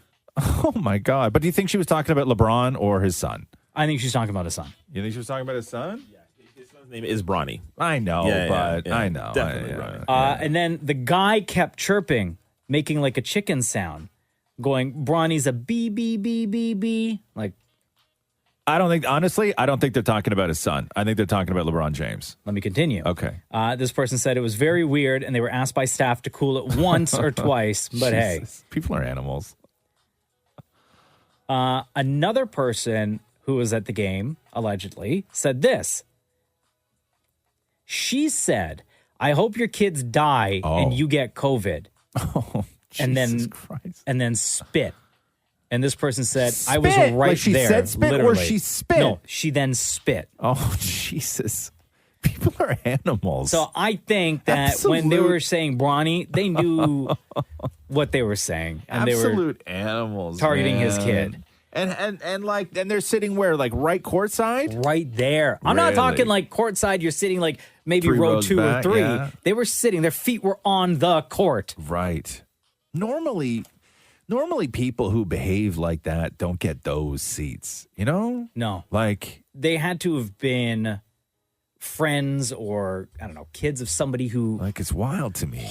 Owns those seats, right? Yeah, like this... Or like, the kids of maybe their parent has a friend who owns those seats. Yeah, but it's oftentimes like when you get those seats, that's realistically... I would say most likely not the first game you've ever gone to. No. Right? Not like at all. that is, so they got kicked out? They got kicked out of last night's game. Yeah. Man. The Roz and Mocha Show podcast. Hey, Christmas Eve is 1 month away now. There is a website called reviews.org, and they are looking for what they call a chief holiday cheermeister. And the job role is that you have to watch 25 holiday movies in 25 days. And with that comes a paycheck of $2,500, which I think is pretty low. What's but the I see what they're doing. significance of watching that many movies? It's just to give reviews, help them out with reviews for their website. And it's also just a stunt to promote their website. Right? Okay, thank you. In addition to the cash, you'll also get a free 1-year subscription to 7 streaming services: Netflix, Amazon, Hulu, Disney Plus, HBO Max, Apple TV, and also The Hallmark Holiday Channel. The Hallmark Channel. It's the holidays, for God's sake, yeah. So you get to pick the movies. Oh. Yep. And all you have to do is fill out like a short survey after you're done watching the movies. I couldn't even name, I was trying my best to go through just off the top of my head. I couldn't even name 25 holiday movies. 25. But then when I go to their website. 25 Christmas movies? Yeah, but then when I go to their website, they have like a whole bunch listed. I'm like, oh yeah, I totally forgot. Yeah, I think that would be easy. Yeah, so like they have here listed Home Alone, Frosty the Snowman, The Santa Claus, Elf, Christmas Story, Rudolph the Red-Nosed Reindeer, Polar Express, The Holiday, Christmas with the Cranks. Hilarious, by the way. Christmas with the I Cranks. love that movie.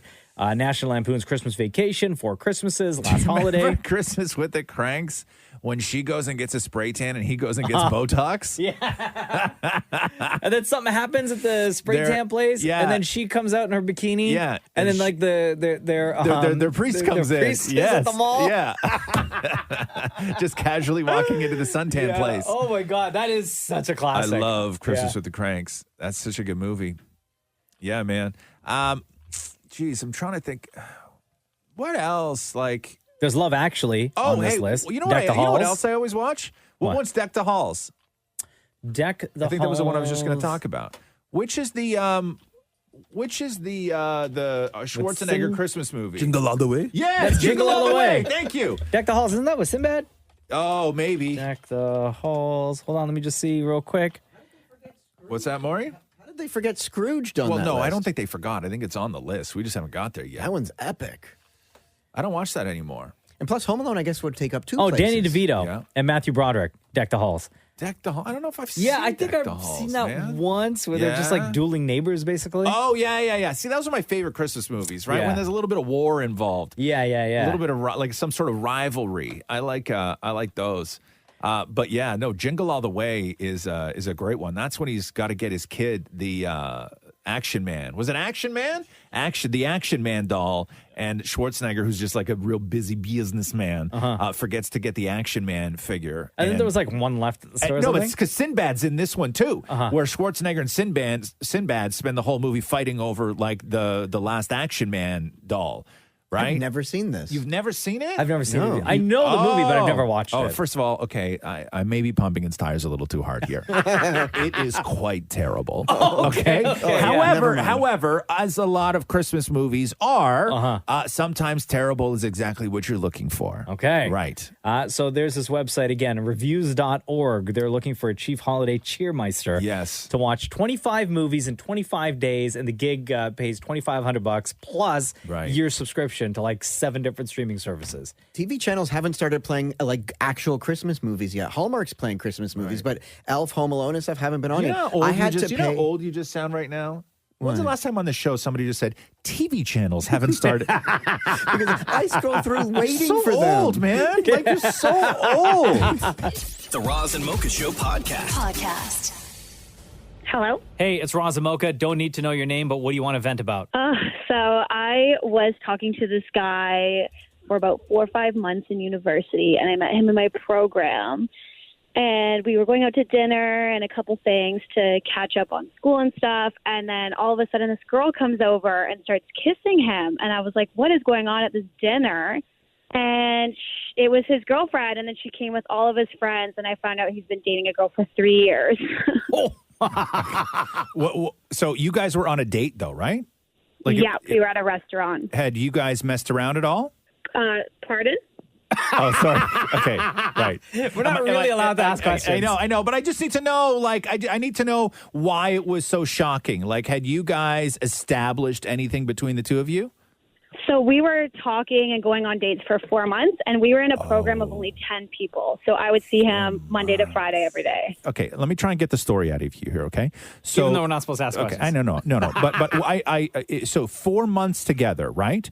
What happened in that 4 months that made it so shocking to you that when his girlfriend showed up? It was just like constant dates, constant texting, and then we see each other Monday to Friday in our small program, and we would go out to bars on the weekend with our friends, and like none of his friends said anything. Go on. So what was in his texts? It would be like, just intimate things like, how's it going? How's your day today? Like, are you doing okay? Should we study homework together? Like, what are you doing this weekend? Like, do you want to come out with my friends? When he kissed her, when she showed up at the restaurant and he kissed her, did he say anything to you? He was like, this is my girlfriend, so-and-so. And she came with her friends as well. And you were just at that point expected to be cool about it? Yeah. I mean, I played it off pretty well where I shook her hand and I was like, oh, we're just talking about our program. Like, do you want to sit down? And so you invited her to a seat at the table. So what's the relationship now? I am actually dating his best friend. Oh! Now, here, I need you to get some more stuff off your chest, okay? Wow. What makes the best friend better than that guy? He is more hopefully honest. And to be honest, it's just because it's his best friend. Oh, savage. So you're doing it out of spite. Okay. That was quite the vented moment. Good for you. Thanks, guys. I needed to get that off my chest. Yeah, good for you. Take care, girl. Thank you. Bye. The Roz and Mocha Show podcast. So Keanu Reeves sat down with Esquire to sort of like go through his favorite movies and what he's got coming up, because he's got the new Matrix movie coming out, right? Right. Everybody loves Keanu Reeves. So two things of note that came out of this. One is, will Keanu ever join the MCU? Because I know a lot of people have been saying that really the only one left of all of that who should be somewhere in the MCU is Keanu Reeves. And I guess he's just got other stuff going on. But here's Keanu's thoughts on whether or not he would join the MCU. Are you ever going to join the Marvel Cinematic Universe? Isn't it bigger than a universe? It's almost like a multiverse. It's a Marvel-verse. It would be an honor. There's some really amazing directors and visionaries, and, they're doing something no one's really ever done. It's special in that sense, in terms of the scale, the ambition, the production. So it would be cool to be a part of that. Oh, he'll be in a movie one day. Has to. And the big one. So for years, did you ever see Dracula, Bram Stoker's Dracula? With Tom Cruise? No, it was Francis Ford Coppola's. Yes, it was. I saw one with Tom Cruise. No, this was the one with Keanu Reeves and Winona Ryder. No. You never saw this one. So it was Francis Ford Coppola, 1992, right? And the story was that there's a scene in that film where a younger Keanu Reeves and a younger Winona Ryder, there's a wedding scene that they had to have filmed. And the story was that, the way that Winona Ryder tells it, is that she considers her and Keanu Reeves, after having filmed that scene, to be married. And she's been saying this for years. What? So here's Keanu Reeves on whether he is technically married to Winona Ryder. Winona Ryder, I've been married to Keanu Reeves since we started 1992's Dracula. Are you and Winona Ryder technically married? We did a whole take of a marriage ceremony with real priests. Oh. Winona says we are. Coppola says we are. So I guess we're married. Under the eyes of God. Whoa. I didn't know they used. So is that how that works? I mean, I know that there's no license and stuff, but if you stand in front of an actual priest and do the sort of I do's, can you consider yourself did they sign paperwork? To be married? But they didn't submit paperwork. But they weren't even themselves. They were characters. They were characters, yeah. But Winona Ryder has always said, she's been saying since 1992 that she's married to Keanu Reeves. And are either of them with somebody Keanu now? has never been married. Oh, maybe he has, but I think he is with somebody now. I don't know who Winona Ryder's with. But Keanu Reeves, apparently. The Roz and Mocha Show podcast. Yo, hurry up. What am I doing? We're waiting. Oh, right. Sorry, my bad. Hey, Mocha. Just kidding. Jesus, man. I like to stress you out every now and then. I don't like the stress. You ready? Yeah. Let's do the news. The Roz and Mocha Show podcast. News break. Taylor Swift now has the longest number one song ever. And I kept hearing this headline today, which I was like, well, how can it be the longest? Like, things have been at number one forever. But no, the actual longest song, because All Too Well, Taylor's version, is 10 minutes and 13 seconds, which is number one. So it's actually the longest song runtime to ever be number one. Other tracks that have been of some sort of notable length. Temptations had a song that was 6 minutes and 57 seconds. The Beatles, Hey Jude, was 7 minutes and 11 seconds. American Pie, which, Mocha, you might know from American Pie, was 8 minutes, 37 seconds. Wow. But also, the other record, though, do you know what American Pie? Do you know that song, American Pie? I think so. How would it go? American Pie, American Pie. I love me a bite of American Pie, USA. Okay. You're very. Can you harmonize with that for me, Shem, please? Okay, go. How does American Pie go? Yeah. How does American Pie go? You start, Mocha. It goes. Yeah. American Pie. American Pie. Love me a bite of that American Pie, USA. Okay, now play the clip of actual American Pie. Oh, do we have that? Yeah, you have that, right? Yes, you have that. Okay. Because I know, I don't know if you're trolling me right now or if you legitimately think that that's what American Pie sounds like. Do you know who sings American Pie? If I said Don McLean, would you know who I'm talking about? You have no idea. Isn't there Hockey Night in Canada? No, that's Ron McLean. Oh.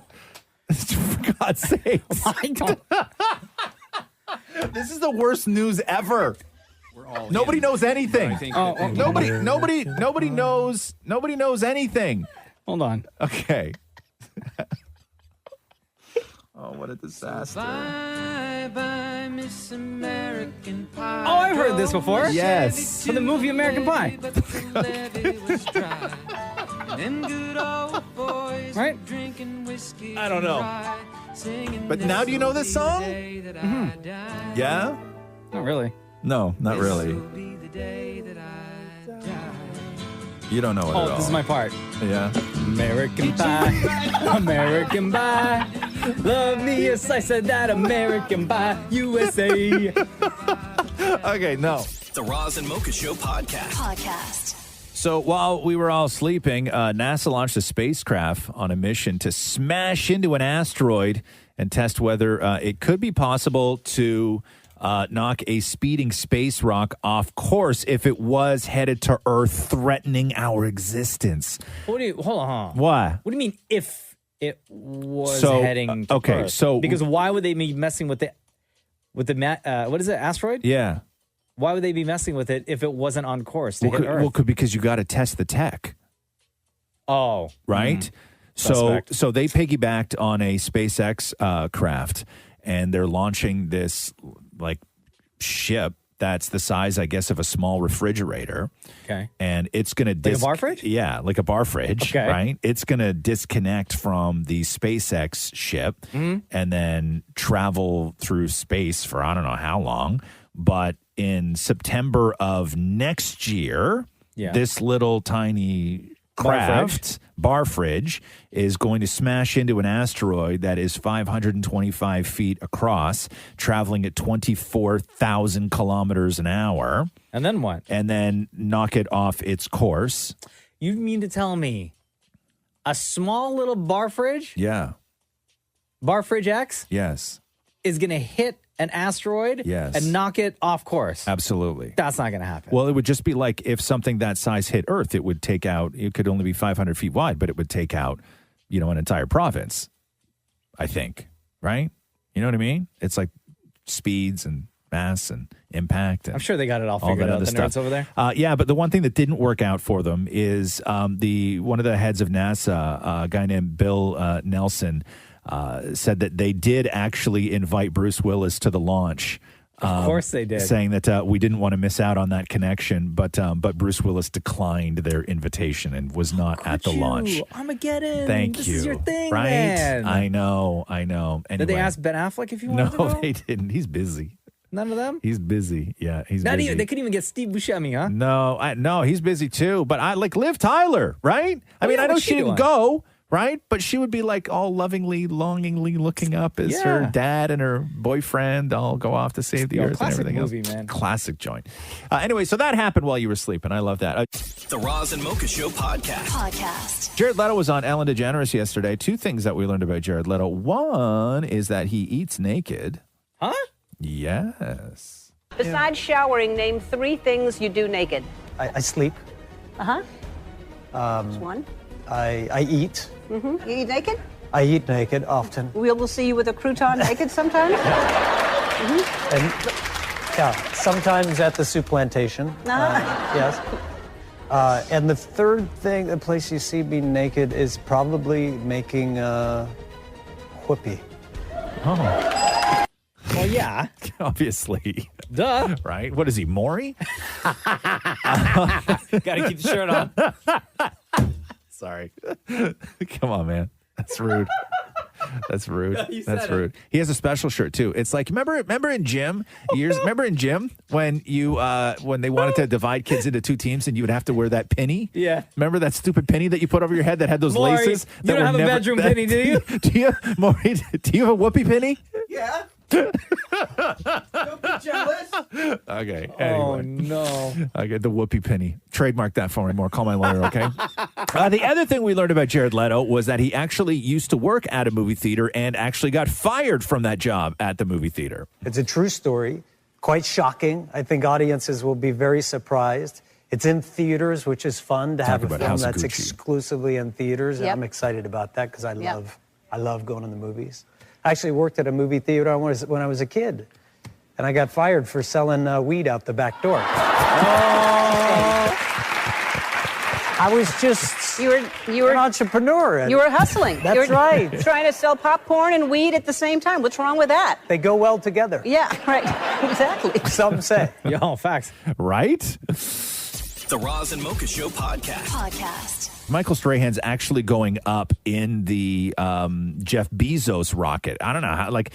Does The he Wiener rocket? The Wiener rocket, yeah. Did he have to pay? Or well, was he here, invited? listen to this clip and then you tell me whether you think he's paying. In less than 3 weeks, on December 9th, I will be blasting off in the next Blue Origin space launch. There you go. Going to space. You're a brave man, Michael. How did this all happen? Well, Blue Origin, they approached me and they asked if I wanted to be a crew member. And without hesitation, I said yes. To me, it doesn't sound like he's paying. He's not paying. No. I think, what's the show that he's on? Is it on Good Morning America? Good Morning America, yeah. I wonder if it's because they know that he's on every single day. So this is like 3 weeks, every single weekday of getting press talking about shooting up in that rocket. Michael Strahan will become the tallest person ever to go to space. This is what we're doing now? We The are tallest breaking person? records. 6'5". The previous tallest astronaut was 6'4". The Roz and Mocha Show podcast. Oh, what time do you eat? Like on a big holiday, like let's say Christmas or Thanksgiving in the States or Thanksgiving up here, when there's a big meal to be had, right? Like it's the family meal. Yeah. What time are you sitting down? What is your preferred time to sit down and eat that giant meal? Like 5. 5? Yeah, between 4 and 5. Because normally you like to eat early. Oh, yeah. I eat dinner at like 4 o'clock every day. Right. Okay. Or 4:30. I'm a late sort of You person. eat at like 9 o'clock Yeah, sometimes. yeah. at night. If I had my way, 8 o'clock is dinner time, right? 8 Wow. o'clock. Yeah, to me, 8 o'clock is dinner time. And Catherine and Roxy eat at... If I made dinner for 3 p.m. every day, Catherine would be the happiest woman in the world. Nice. 3 p.m. So here is Kevin Hart when he found out what time Ryan Seacrest has Thanksgiving dinner. What time do you have your meal?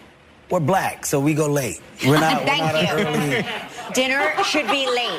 What time do you eat? 2:30. 2:30. Oh my God. You eat at 2:30? Yeah, the average American eats at 4. Are you kidding me? With No, Thanksgiving? I can come to mine and yours. Dinner's at like 8. We eat at 8 p.m. You got it all wrong. No, 8 p.m. And before that, like Cocktails it's about at 6. Yeah, you drank. I didn't mean to upset you. I'm just telling you what time I eat. I really got upset just now, too. I wanted to I mean, the punch guy's you. going to launch across the step. I would literally He's fight about you. to come across the crypto arena here. And... Oh, my God. I would be so upset. Yeah, okay. 2:30 for dinner Bruh. is a little too early for me. No thanks. No thanks. I'm with Kevin Hart on this one. The Roz and Mocha Show podcast. Lady Gaga on Stephen Colbert. So much has been made about Gaga sort of taking the method acting route when it came to House of Gucci. There's the stories that she didn't break accent or character for like 9 months leading up to the film. And listen, the way it goes is that anybody who says that they're a method actor, you're automatically perceived as being weird, right? Mm-hmm. Because you just hear these stories over the years of like actors pulling out their own teeth and stuff like this. And Getting really, into character. Yeah, just like really going for it. Gaga wants you to say, Mamma Mia. Look at me, I'm a paisan. So here's Gaga on method. I think that there's a sort of idea around method acting that it's crazy. Yeah. And that we're crazy. But I think that for those of us that commit ourselves to method acting, that there's something about us that's just fully committing ourselves to the art on a cellular level, that we're deeply entrenched in this immersive experience. I feel it when I sing, I feel it when I make music, and I feel it when I'm acting. And with Patrizia, it was much easier for me to stay in character all the time. When I called my mother, when I called my father. So you're in not only in the reality of the character, you're actually in the accent at the same time, living your life. How does your family take this? Well, I did both. So the way that I would explain it to you is if I were to call you on the phone, I would have spoken to you just like this. I wouldn't have pretended that I'm Patrizia. You just would have been like, oh, I'm on the phone with Patrizia. And then when I would call my mom... She hired people to kill her husband. You can understand why it would make people nervous. Like Gangs in New York, when Daniel Day-Lewis was in Gangs in New York, okay, he's so method that when he was in Gangs in New York, not only did he train to be a butcher because he played Bill the Butcher, Yeah. that he strolled around Rome, where the movie was filmed, picking fights with strangers. What? He also wore an extremely thin, barely there woolen coat rather than a modern-made winter coat, a warmer one, because his reasoning was a poor 19th century New Yorker wouldn't have had access to such luxuries, and he ended up getting pneumonia. What? Yes. Method acting, huh? Method, yeah. Not on the same level, but another method actor, Yeah. John Krasinski. Jim from The Office. Method? To prepare for his role of playing a paper salesman. Yeah? He went to an actual paper company. Shut up. Did he really? Yeah. No, he didn't. Are And you he- lying? You're trolling me No, right I now? swear. And he hung out at At the paper company? At this paper company to see how they did sales. So you can get into the role of Jim. I know it's not exactly the same. to get into the role of Jim?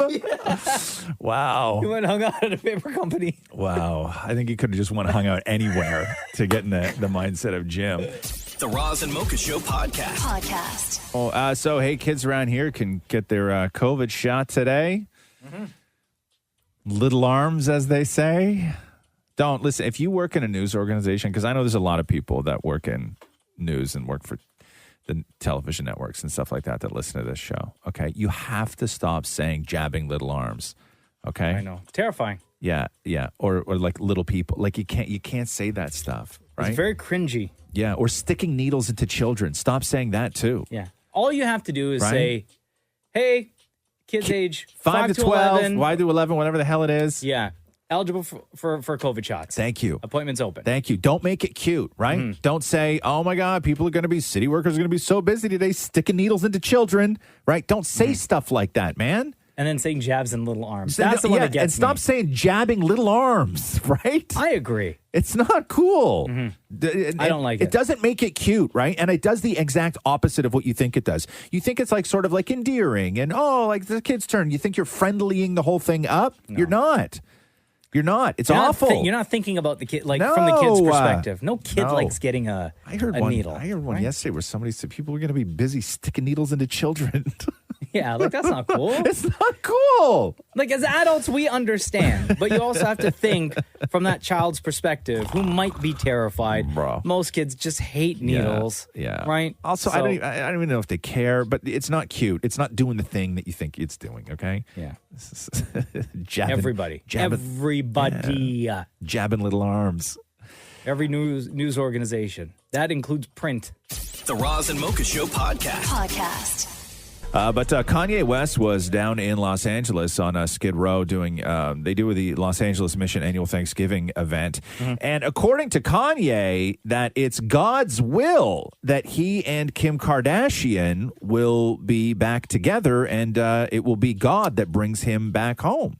You know she got a boyfriend, though, right? I don't know. Maybe it doesn't. Maybe Kanye is just like so sure of himself that like it doesn't matter. Like when he's ready to. No, but she gave him a hickey. Yeah, I know they gave Pete Davidson a hickey. But listen, the one thing I found weird about this was Kanye refers to he and Kim as Kim Ye.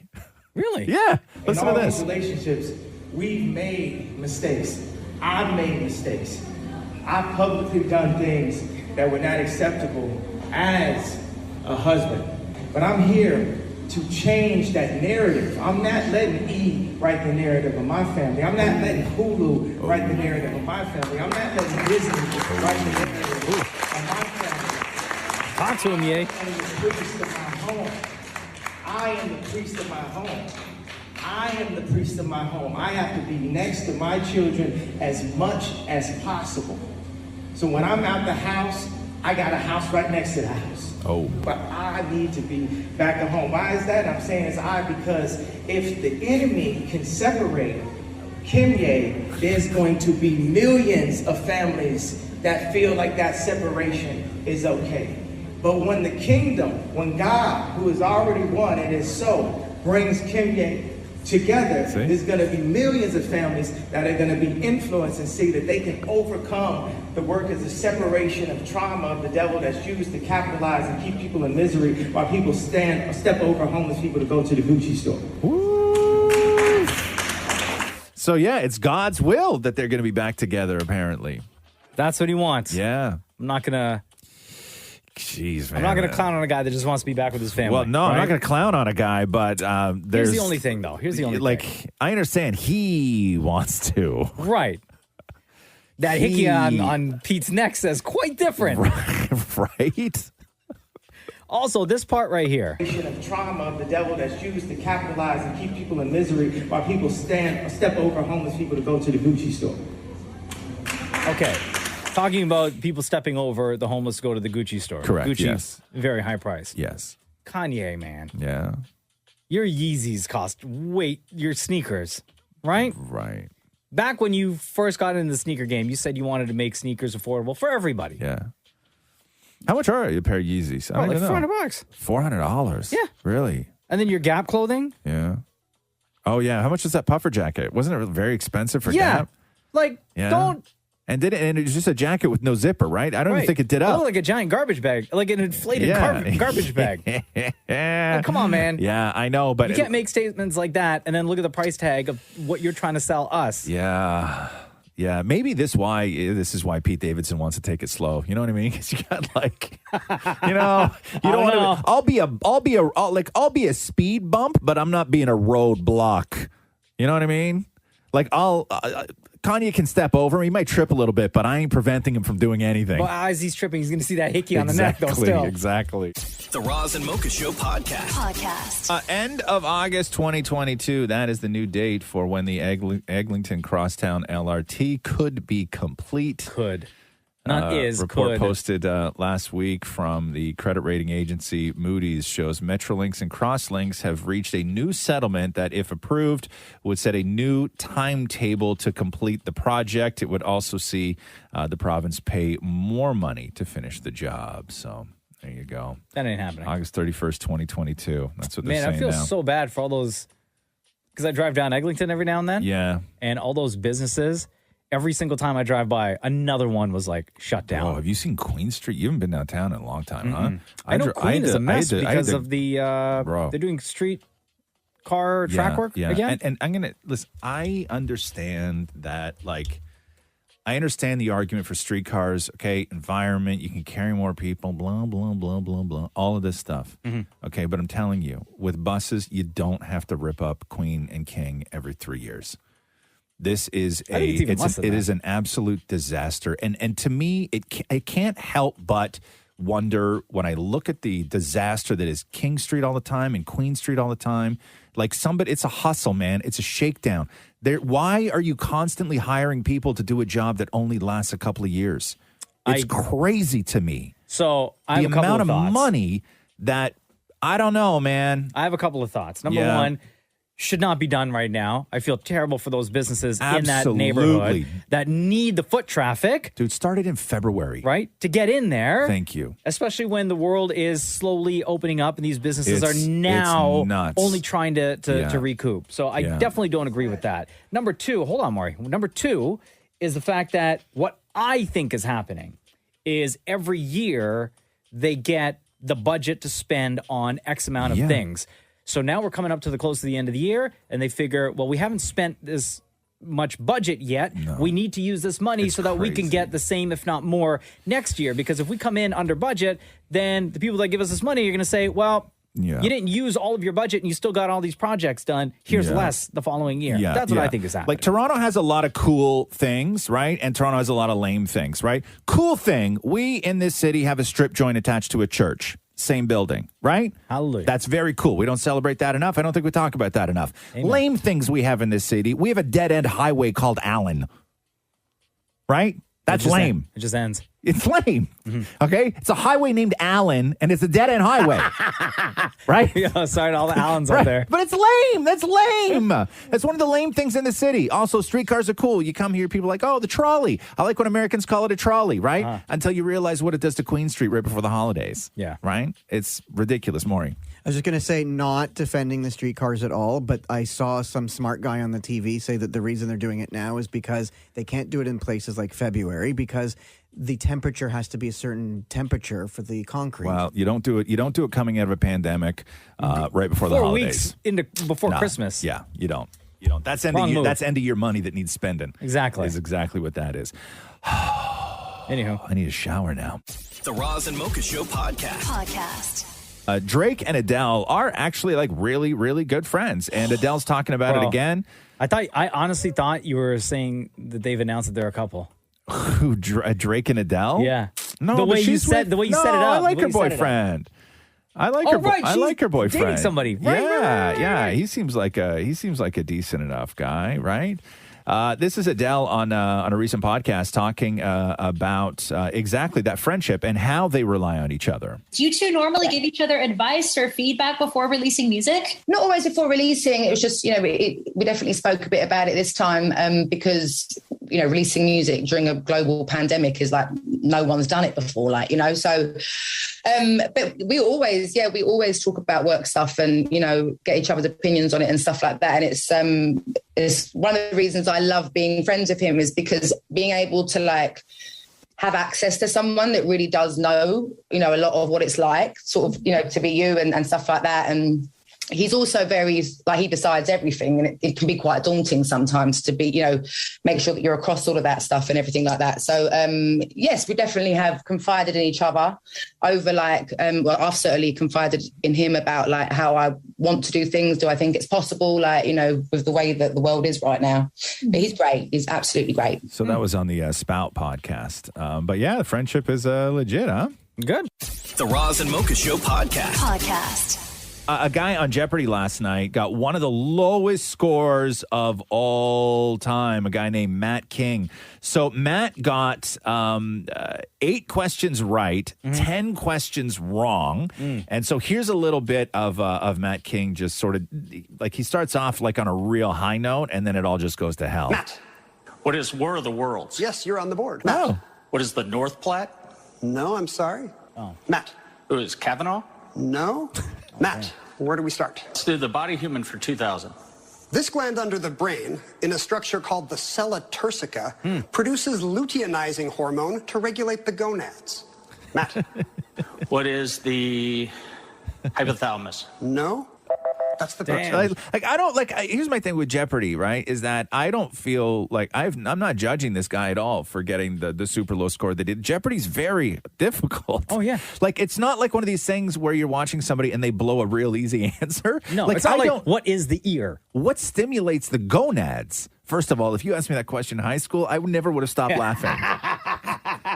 Right? If you asked me what stimulates the gonads when I was in grade 9, I maybe would have stopped laughing after graduating grade 12. Right? Not even. Okay, not even. But anyway, so Matt finished with negative $6,400. Now, does he have to give that money to them? No, they give you $1,000 just for playing. But his final Jeopardy score was minus 6,400. So here is Ken Jennings letting him go. Amy in the lead with 23,800. Genesis in second place. Wow. Matt, I'm afraid you took your swings. That's a strategy. It didn't always pay off. You were close so many times, but we're going to have to say goodbye to you here. You'll finish in third place. The lowest score ever on Jeopardy actually just happened recently. It was when LeVar Burton was guest hosting. Somebody got minus $7,400. And then right before that was somebody with minus 68. So as bad as Matt King did, he is tied for third lowest in Jeopardy history. Hurts right in the gonads. The Roz and Mocha Show podcast. So Aaron Rodgers hurt his toe, and people were, I guess, accusing him of having COVID toe. Oh, is that still a thing? Maybe I didn't he even made know. a joke. So I didn't know what COVID toe was, and then I had to go back to articles from like 2020 where they were talking to dermatologists at the beginning of the outbreak. And a dermatologist that the New York Times talked to said that before the coronavirus outbreak, this is according to Dr. Lindy Fox, a dermatologist in San Francisco, she used to see 4 or 5 patients a year with chilblains. Chilblains, chilblains, chilblains, which are painful red and purple lesions that typically emerge on fingers or toes in the winter. But then when coronavirus hit, she said that she was seeing dozens of patients a week, as were other dermatologists across the U.S. COVID toes. So they said it was COVID toes. And I guess Aaron Rodgers hurt his toe, but because Aaron Rodgers unvaccinated and had COVID, everybody was accusing him of having COVID toe. So he does an interview where he takes his shoe off to prove that he doesn't have COVID toe. So here's Aaron Rodgers. Do you have COVID toe? I'm glad you asked, just so I could show you the lesions on my foot here, Rob. So if I have enough room on this camera, let me see if I can. Oh, there's no lesions whatsoever.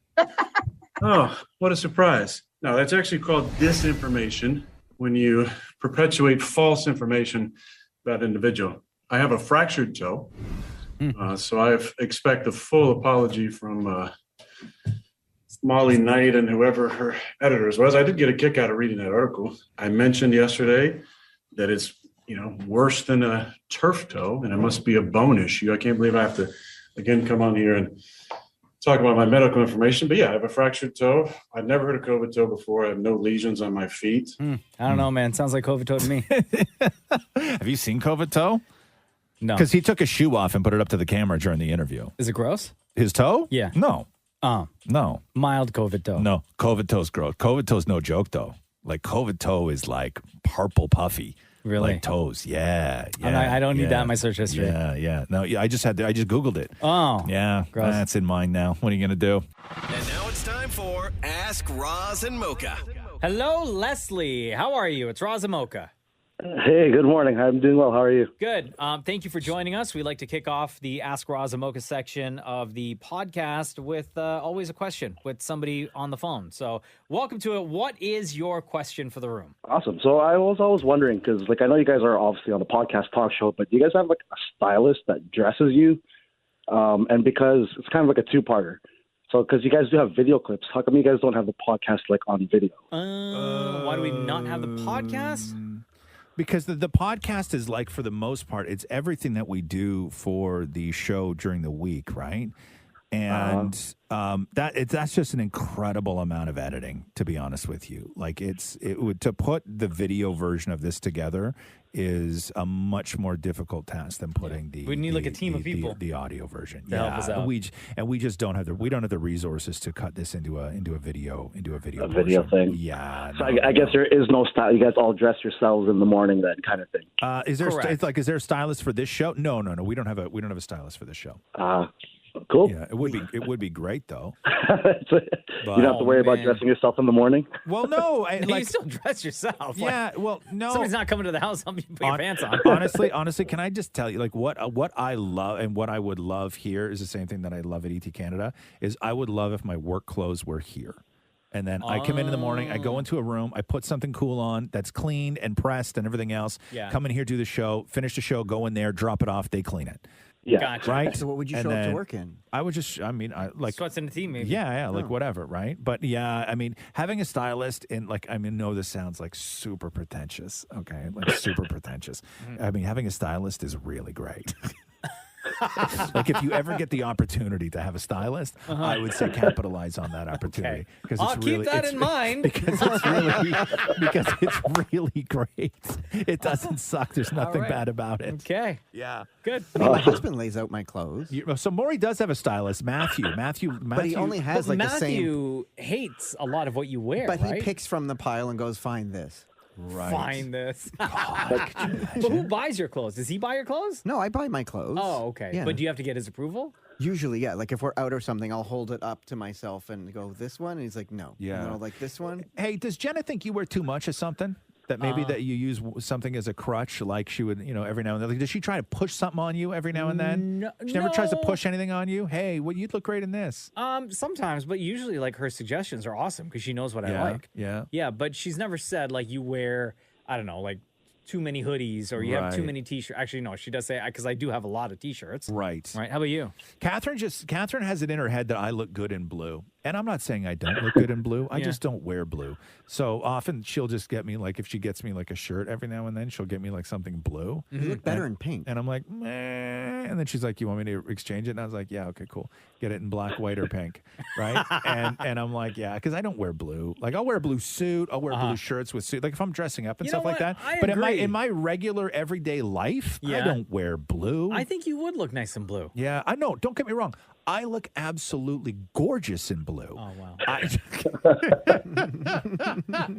Okay, then. There you go, Leslie. Thank you, bro. Thanks a lot, guys. All right, later. Mia asks, would you rather... Okay, this is for both you and I, Roz. Yeah. Okay.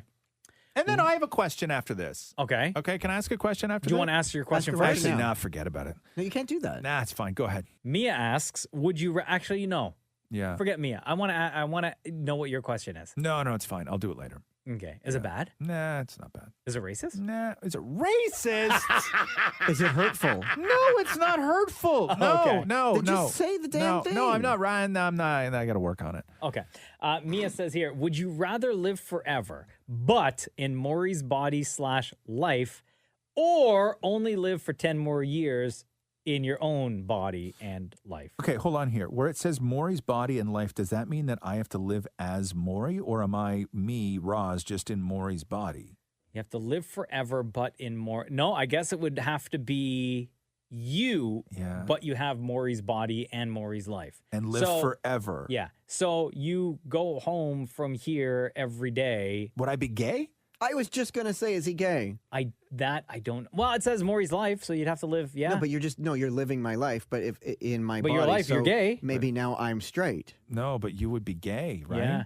So you'd have to go home from here, and you wouldn't be doing ET Canada anymore. Right. You'd sleep. So all I day. would not be me at all. No. I would just be Maury, right? Yes, but and live forever. You get to sleep all day. Well, first of all, no. I would take dying in 2 years rather than have one. The option was to live for 10 more years. Oh, 10. Sorry. Yeah.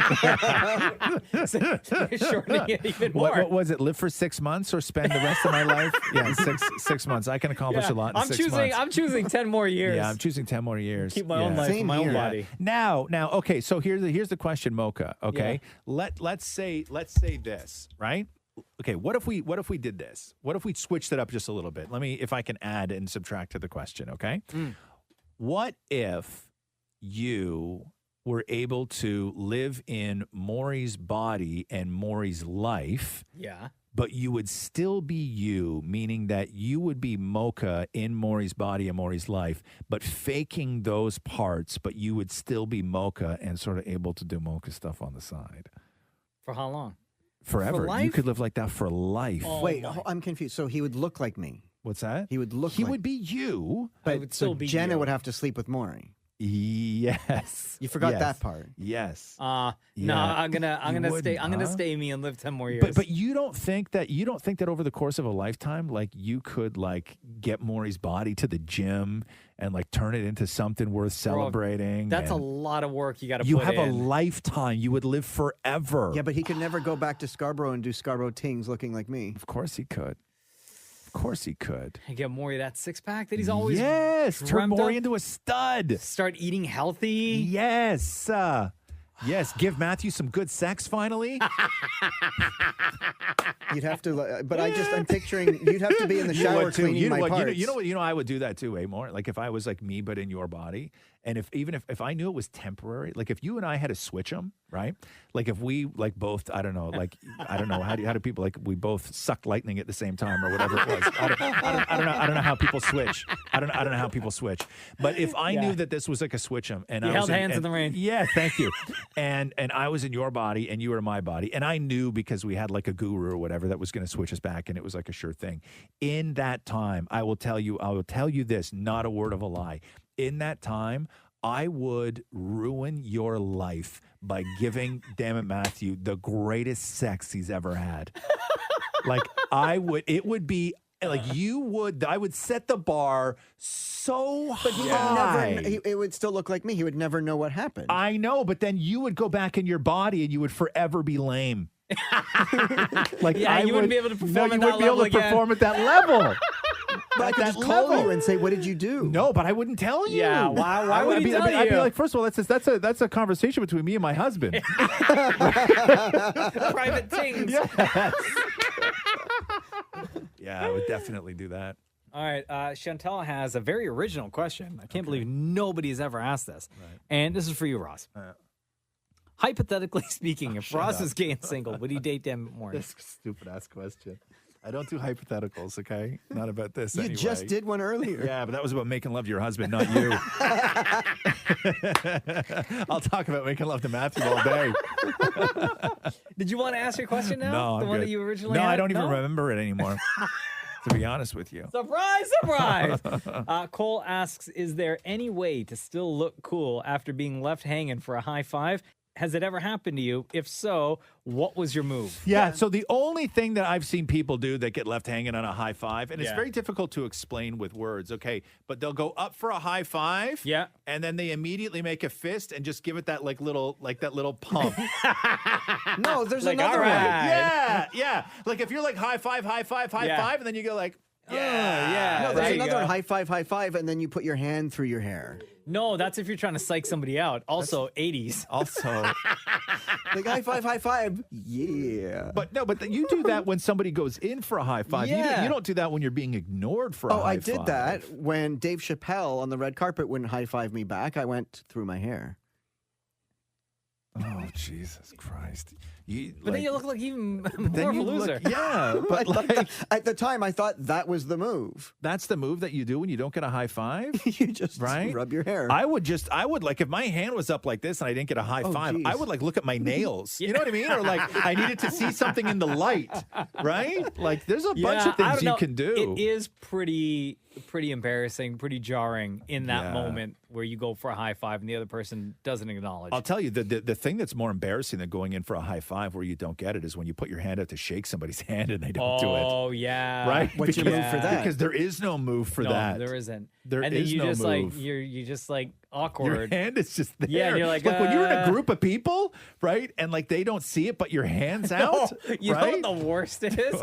The worst, absolute worst is where like if one person goes in for a handshake, the other person goes in for a fist bump or something else. Didn't and you then you put like Alexa Shem once and touch him down below? Excuse me. What? Excuse me? There was a time when you went to shake Shem's hand or something, and Shem didn't see it coming. Like you grabbed him? No, I think he sort of swiped by. Like I didn't swipe. What are you talking about? Starting rumors, man. I don't know what. Yeah, it was right here. Who grabbed what? Yo, No, you have I- like I this got weird no- fantasy about people in this room. I don't know what you think goes on in this room. when you backhanded him down below. Right. No, I don't know what goes on in this room more, but not that. No, I didn't accidentally graze or swipe, as you said, Shem, while missing. Like, how close would I have had to get for the handshake? Like, what was I looking to accomplish? Like, how far did I go in for the handshake? And how low? Like, I had to get his attention by pretty like low. You like- know what I'm saying? Trying to shake his knee. So are you saying, Maury, that if you go for a handshake and you don't get the handshake, you go in a little deeper and just flick it until you get their attention? I think it was here, and you went in for a handshake. Shem didn't see your hand and was walking by to the printer, and you kind of like sort of grazed it. Grazed it. Like on purpose? No. No, it was a mistake. No, I didn't graze anything, okay? It always starts with a graze. You know, I know. Next thing I'm waiting in the parking lot downstairs. No, there was no grazing. Sorry, Shem. Rayman asks, is there a Christmas song you absolutely despise? Yeah, Hippopotamus, the Hippopotamus song. Oh, what? That's a good song. I I can't love stand that song. that one. I want a hippopotamus for Christmas. That one? Yes. You don't like that? Oh, man. I like that song. I don't have an answer because I like all Christmas songs, all Christmas music. Only the sad one. What's the real sad one? The Christmas shoes. Yeah. That one I don't like. I want to buy these shoes. Like, okay, for my here's mama, my please. I don't like when pop stars generally remake Christmas songs. That's all they right? do. I know. Like when Maroon 5 did the version and Christina Aguilera did a version. I don't like any of those. Oh, right? okay. I'm just not a fan of that. Oh, what's the famous Mariah one? There's two. There's Santa Claus Coming to Town, and But yeah, Christmas Shoes what's is the awful. Oh the my one God, that there's everybody. yeah, no, there's oh my God, there's another one, and she's actually going to perform it on her show. I completely. How do you not know? It's It's a All remake, I right? Want It's a for remake. Christmas. She did that one, right? Yeah. So I heard that, but it wasn't Mariah. I was expecting Mariah because that I heard somebody else do it. We were listening to a Christmas playlist the other day, and that song came on, and I was expecting Mariah. And I think because that is now so synonymous with Mariah at Christmas, that anybody else that does that song could never get away from the comparison of Mariah Carey owning that Well, the one little track girl now. sang it in Love Actually. Is that the one you heard? No, it was like a current I would pop say artist or I would something. say my least favorite Christmas song is the Do They Know It's Christmas? Band-Aid? Yeah. Oh, Why? it's because it's sad. Well, no, it's because it's stupid. Oh. Because nobody answers the question? No, because they're like it was like supposed to like help out. First of all, the whole thing was like, it was supposed to help out like famine in Africa and stuff like this, right? And so they're Why, like, was it part of there'll Live be Aid? no snow. Like they're singing about snow. Oh, and the line like, is no snow in Africa yeah, this there's Christmas. no snow in Africa this Christmas. Well, there's rarely snow in Africa any Christmas ever, right? And you're talking to people who are predominantly like not Christian.